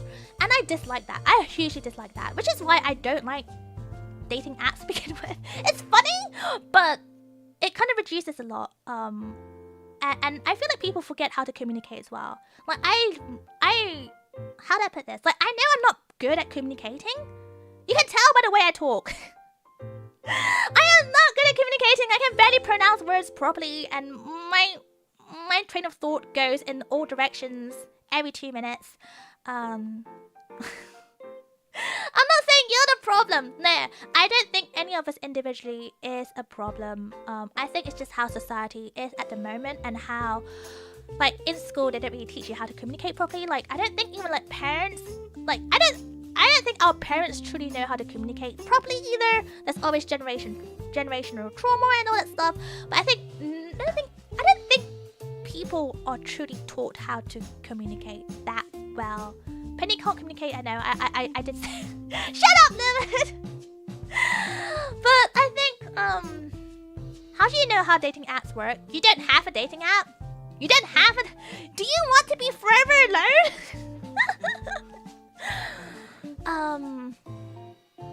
But I think, like, people also, on the other hand, because we are so saturated with like information overload and communication overload, we don't even take time out to try to really learn the people who we're speaking to. Because at the end of the day, it is easier to just have a checkbox to go answer these questions. But I think sometimes we are all just very, I don't know, maybe I'm speaking for myself, but sometimes I find myself a bit isolated and a bit lonely, purely because I think we are stuck in that society where well, it's strange, we are so connected, but we aren't. It's an illusion of connection, but it's not really, we aren't. It's so sad. Why are we talking about this? This is so sad, this is so dark. Oh my god, I have just traumatized all the raiders. I'm so sorry, raiders. I'm sorry. This is a happy space. I promise this is a happy space. Look, we are Puffsters. We're happy in here, right? You hate dating apps. That's probably why you're single. Not gonna lie, Marshall, you're not missing out much. Did you not just hear? Did you didn't hear me rant about dating apps as a whole? Did you not just hear me vent about how useless it is? Did you not listen? But yeah, but it's kind of ironic, isn't it? For someone who moans about things like, you know, the overload of information and communication. Look at me. I'm a content creator.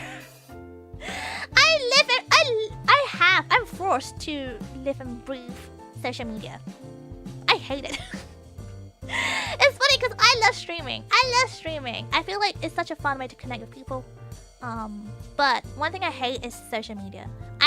You might notice on my tweets, I'm so bad at making consistent tweets because I just don't like tweets. I hate tweeting. So, yeah, I guess I am part of the problem. I guess so, Dance. I'm so sorry. You know what? Sue me. Sue me and lose so I might claim all your money. But nah, I think I won't deep dive this because I'm not an expert in this in any way whatsoever. I think it's just I'm just having a moan because I think I'm just getting to that age now where I get frustrated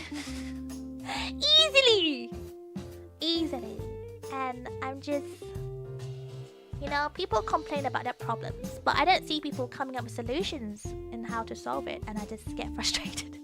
I'm old, okay? Allow me. What age is that, Penny? Old enough. Okay, old enough. Full stop. Full stop. There. Her joints hurt. I know. I know. I just spilled my coffee. They hurt so much I have spilled my coffee. Oh no. I know, I still have leftover coffee after all this time. But yeah, no. It's that's fine. You know, yeah, problems are complicated. I know. I know, Hello Life. That's the thing about adulting, isn't it? Life is so complicated. Why can't life be simple? Why can't life be simple? I guess that's why people flock back to nostalgia, because it reminds them of the simpler times. Everyone just wants to be Delulu, I guess. I guess so. I don't know.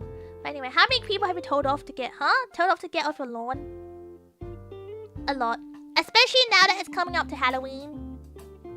Can't wait to yell at more kids. Stupid kids! The good old times, yes, exactly. Yeah, I know, but also... I will leave it at that. Yeah. Don't try to trigger me. I can see what you're trying to do. You're trying to trigger me. You're trying to trigger me to go off at another one. I see what you're trying to do. That did a thing. That did a thing. Are you going to give sweets to kids? It's not like I have much of a choice. That's all I can say. You don't want to come across as one of those like terrible neighbors as well, right? So you suck it up. Don't misunderstand me though. I'm not gonna partake in the commercial things like carving pumpkins and stuff. Although maybe I will, because if I had to do it for streams and stuff, maybe, you know, content creation, blah blah blah blah. So creative, blah blah blah. Don't make me go off at one! Stop it! Stop it! Stop it! Oh my god. Pumpkin carving is so fun. Is it? I don't know. It's a bit dangerous because you had to hold a knife and everything. I'm not gonna lie. I've never pumpkin carved my whole entire life. I don't plan to start. I've only opened up pumpkins to cook pumpkins. But I've never carved a pumpkin. I feel like if I were to carve one, I feel like I need like adult supervision. So I can do it without stabbing myself. I don't know.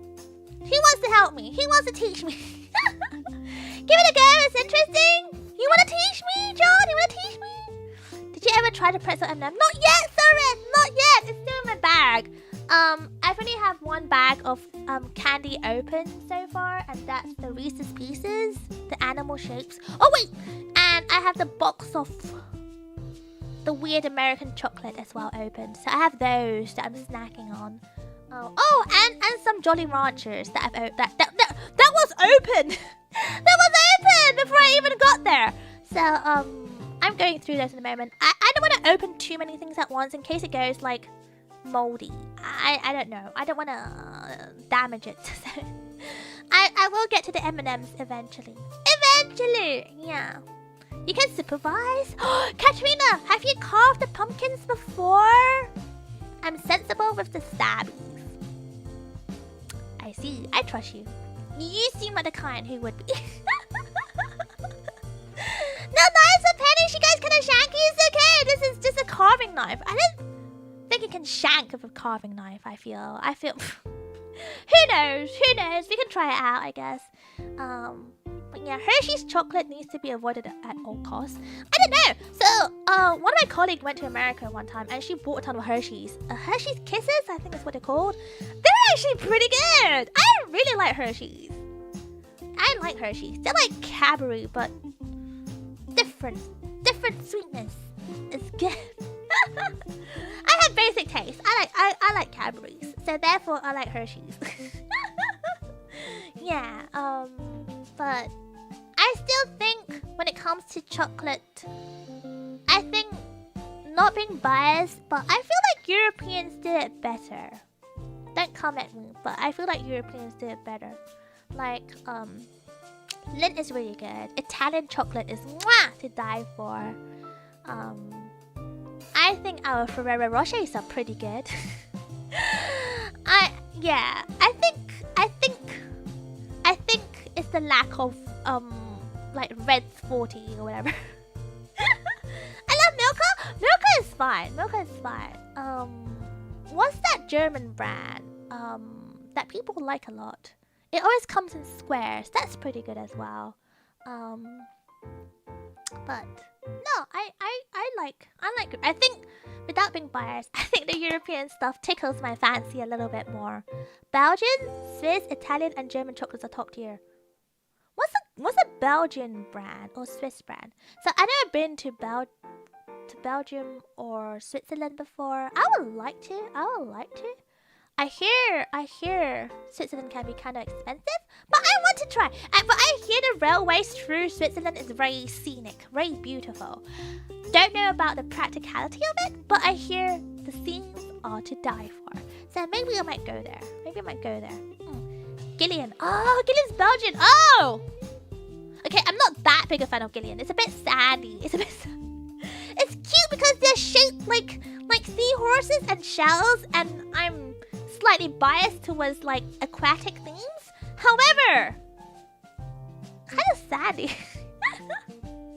Why is it textured like this? Why? Is it supposed to? American chocolate's pretty mid. I agree, Lonely Goblin. I agree, Goblin. So I shared some of my chocolates to my housemates, and everyone agreed. I'm so sorry that American chocolate's kind of mid. I'm sorry. Okay, when we get spoiled by the really good European stuff, you have to understand. Our taste buds. We have princess treatment taste buds now. We can't help it. We have the likes of Lindt and the likes of Ferrero Rochers and stuff. The likes of that square chocolates you get from Germany. Pretty good. It's pretty good. Which chocolate did you share though? The square ones. I don't know what they're called. The square ones. I was like, this is apparently fancy, and it's supposed to be like the Lindt equivalent. And everyone's like, no, this is not remotely as good as Lindt at all. Thornton's gang. Oh my god, you're one of those. So like a lot of my like aunts and uncles, they love a good Thornton's. For Christmas and stuff. I'm not that much of a fan of Thornton's. I find it too like the sugariness is quite different. The chocolate quality is very mid at best, but the sugar they use is like icing sugar. It's very specific, and I'm not a fan of it.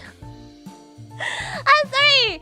I try to like it, okay? Because like a lot of my relatives love Thornton's. Like they get so excited when you get them Thornton's. So I tried to like Thornton's, but for the price point as well, it's kind of mid.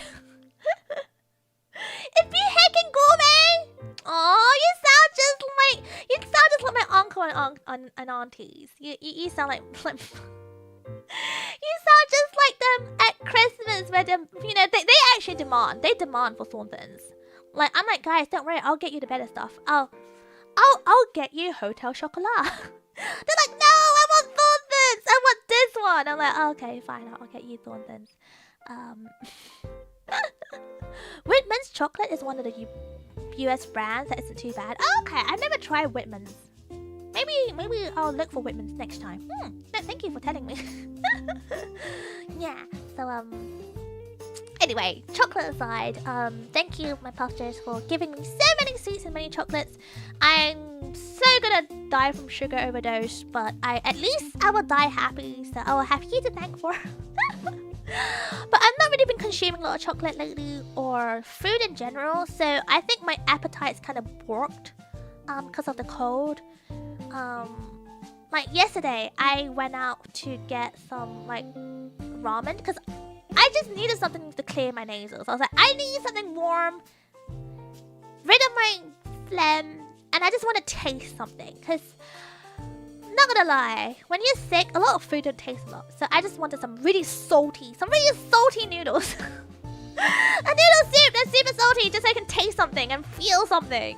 So, Action ramen, yeah. Like, it wasn't super fancy one. It was mid. It was alright. It was good. It was good. Like, to be fair, it was good. Better than anything I can put together. But I think in the future, once I feel better, I can't wait to go through all the candies and taste it properly, because I think right now my taste is a bit not quite what it is at the moment. Yeah, so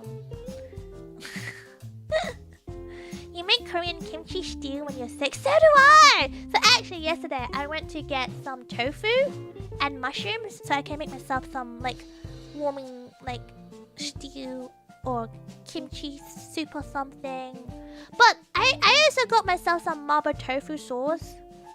Yeah, I'm sorry, I didn't make it from scratch. It's too much effort. So I got myself some marble tofu sauce. So I might just make myself marble tofu to clear, cause it's spicy, right? It's spicy. So maybe something to clear my nasals a bit, cause you can kind of tell by my voice is a bit bunged up at the moment. So anyway, it's not that much effort. Then you do it for me, then Dance. You do it for me if it's not that much effort. Go on then. I'm waiting. But no, I do like the tofu and mushrooms concoction. I think it goes really nice with anything. And they did a small enoki mushrooms as well. So good, so yummy. I love enoki mushrooms. But anyway, yes, Frosty Bolty, this is still going. Let's wrap up. As Frosty Bolty has kindly pointed out, this stream has gone on for far too long. And recently I have received comments from some puffsters that apparently I tangent off a bit too much and a bit too randomly. So I'm hoping to improve a bit on that. Yeah. So anyway, thank you for coming over to my walkies and yappies. I hope you enjoyed checking out the very touristy and busy parts of London, that is Trafalgar Square, Piccadilly Circus, South Bank, Waterloo area. I hope you enjoyed it. And if you ever do go down London, do visit these places, but I hugely recommend don't go on the stupid eye. It is extortionate and doesn't sound fun at all. And I also recommend, don't go on the weekends. Go on a weekday. Because you saw how crowded it was. I didn't think that was the weekend, but it felt like a weekend. So just look after yourselves. Make sure you have your personal belongings very close to you and in a sealed pocket so people don't, pickpocket you. It's pretty scary out there. It's pretty scary. I'll let Penny be my guide. Nah, John. Loki, I'm not going to be able to... I'm no help! You saw me! Through the whole stream, I was just quoting chat. I was quoting Reina. I was quoting Dunt. I was quoting Enmem. I don't know anything. I can quote Google if you want. I can curate some stuff from Google if you want. So, Penny's recommends? Yeah, I recommend not the London Eye. But thank you for coming and listening to me. I'm so sorry I went off on such a tangent, especially the ones where I was having a moan. I try to not make my content too moany, to be honest. I try to keep things as positive as possible. Because at the end of the day, you're here because you just want to have a good time. And I don't want to damper the mood. So I'm sorry if I damper anyone's mood. I'll get better at this. The passion is good. The glaze. So rest the glaze. I'll do better. But I appreciate you for coming. I'm always so happy when I see so many familiar faces. Thank you for sticking with me as well, even through the moans, the vents. So you're all good to know. Tangent is good. I don't know. I think it confuses a lot of people. I didn't blame them because I also confused myself. But thank you for listening.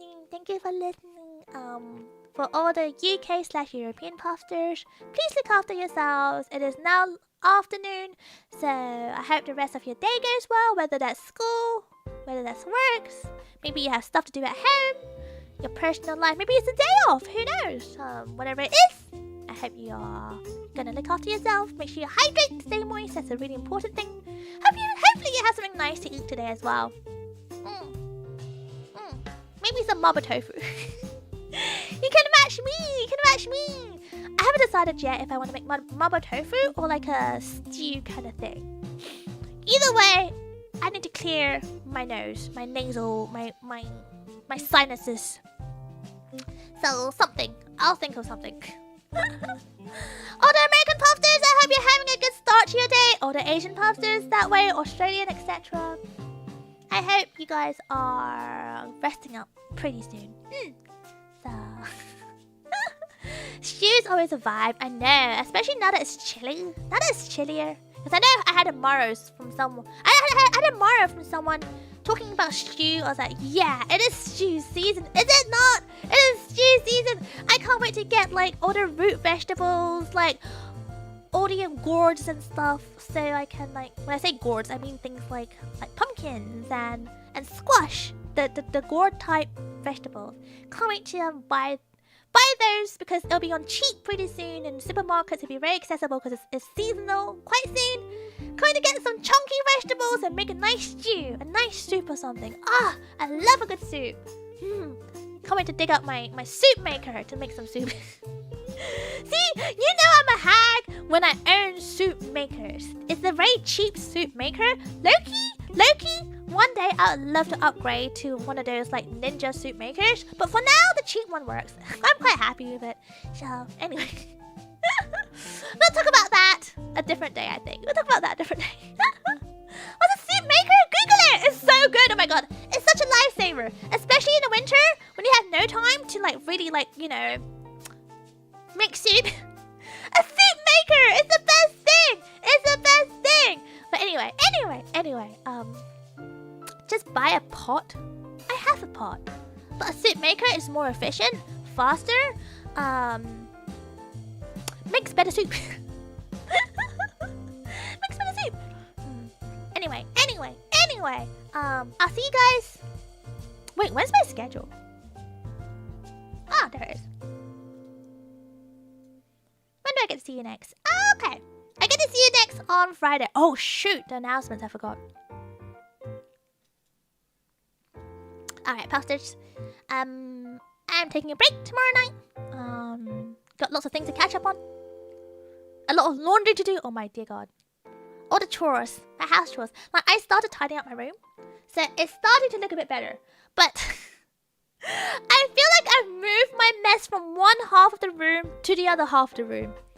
Like, it's a very clear divide. Like, one half is so clean and tidy. The other half is just stuff everywhere.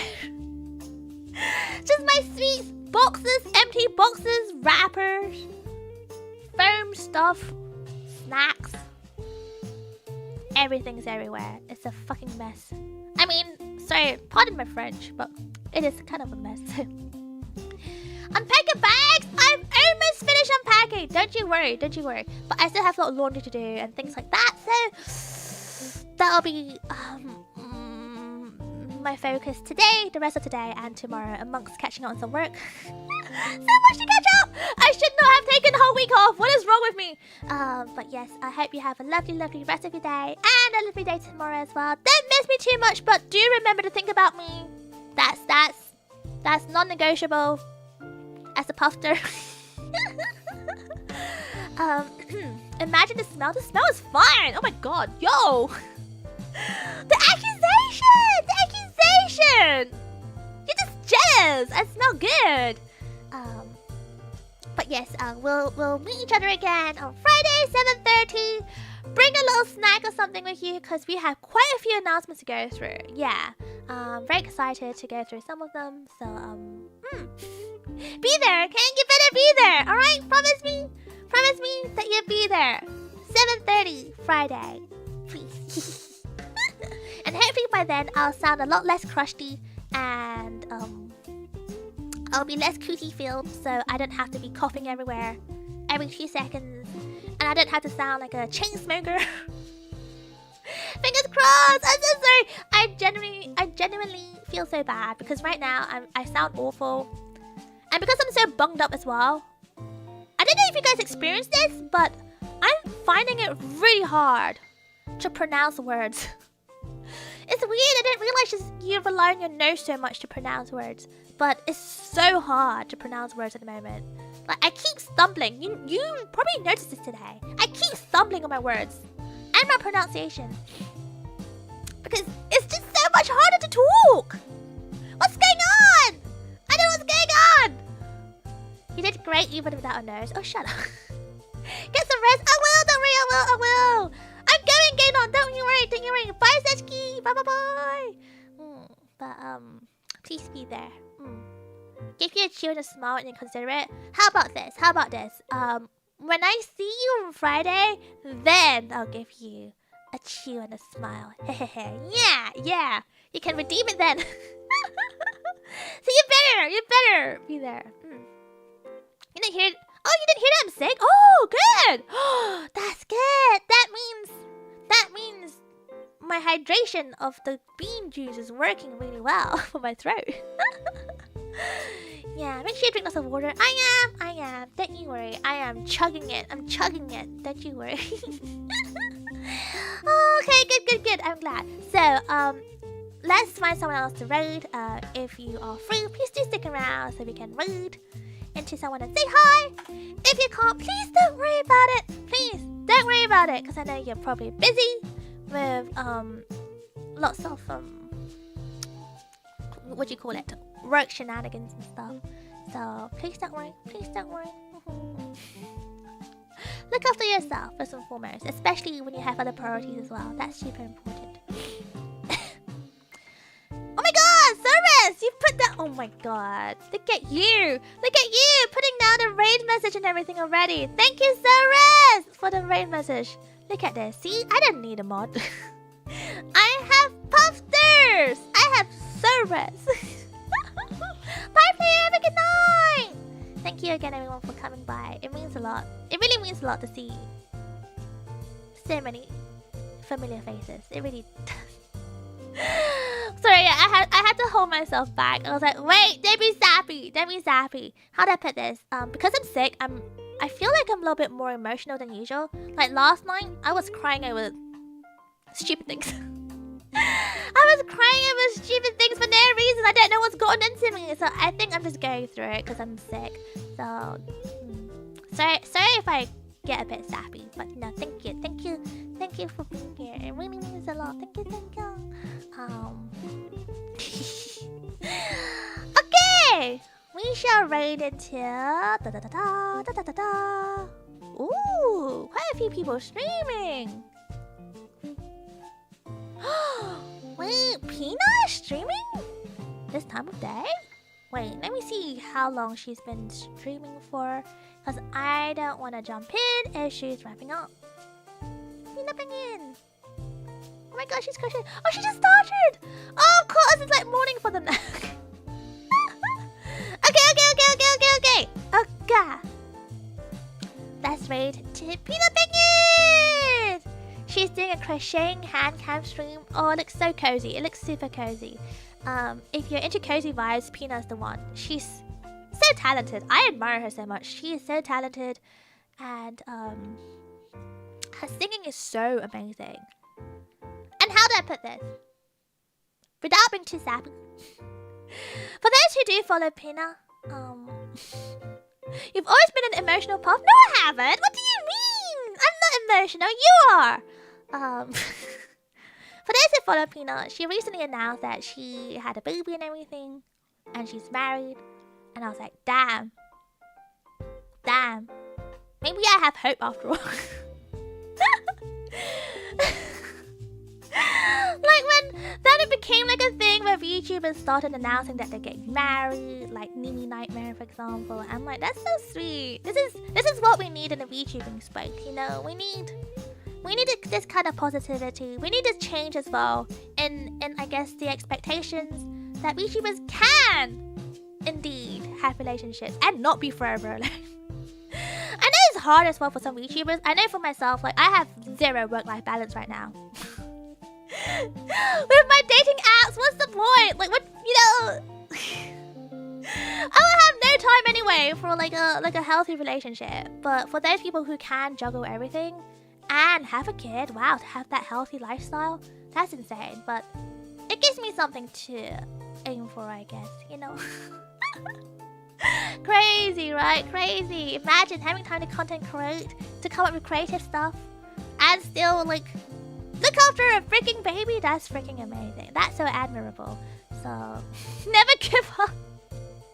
Why does it sound like you're feeling sorry for me? Shut up! You never give up. You never give up. Married gang, what? Oh, shut up, Shinzi. Shut up. You're just rubbing it in now. You're just rubbing it in. But no, I mean, it's nice to see. It gives me, I guess, it gives me motivation that things like that is possible. You know what I mean? If only I can juggle more than one thing in my life. Who knows? But anyway, we shall go and say blub blub to Pina. So let's bring our big PP energy to Pina. Give her all the love. And I guess if you are looking for chill, cozy vibes, this is a perfect one for you. Yeah. So Penny, will you let me marry Enrim? I'm not Erim's dad. You don't have to ask for my blessing. Just do whatever you want. Pack, just do whatever you want. In fact, you guys should just invite me to the wedding. That's the main thing. Just invite me in an iPad. That's all you had to do. Anyway, let's go and say blub blub to Pina. Raid message. Bye bye. Big PP energy. Thank you, Ceres, again for writing out the raid message for me. That was super helpful. Super helpful. Thank you. The rest of you posters, thank you again for being here. I really appreciate you all. Thank you so much. Oh, call to action. Don't forget to thumbs up on this stream if you enjoyed it. If you didn't enjoy it, thumbs up anyway. Do the thing. I really appreciate it. If you want to as well, leave a comment because I like comments. YouTube Algo also loves comments. Thank you again for spending time together with me. I appreciate you all. Here's a cootie filled chew, even though we are in this economy. Mwah! Thank you for being here. Everyone, look after yourselves, and most importantly, you know the drill. Stay moist. Bye bye. Bye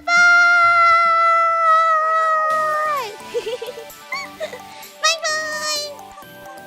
Don't get sick, okay? I gave you the cooties, but don't get sick. Just don't breathe it in. Bye-bye.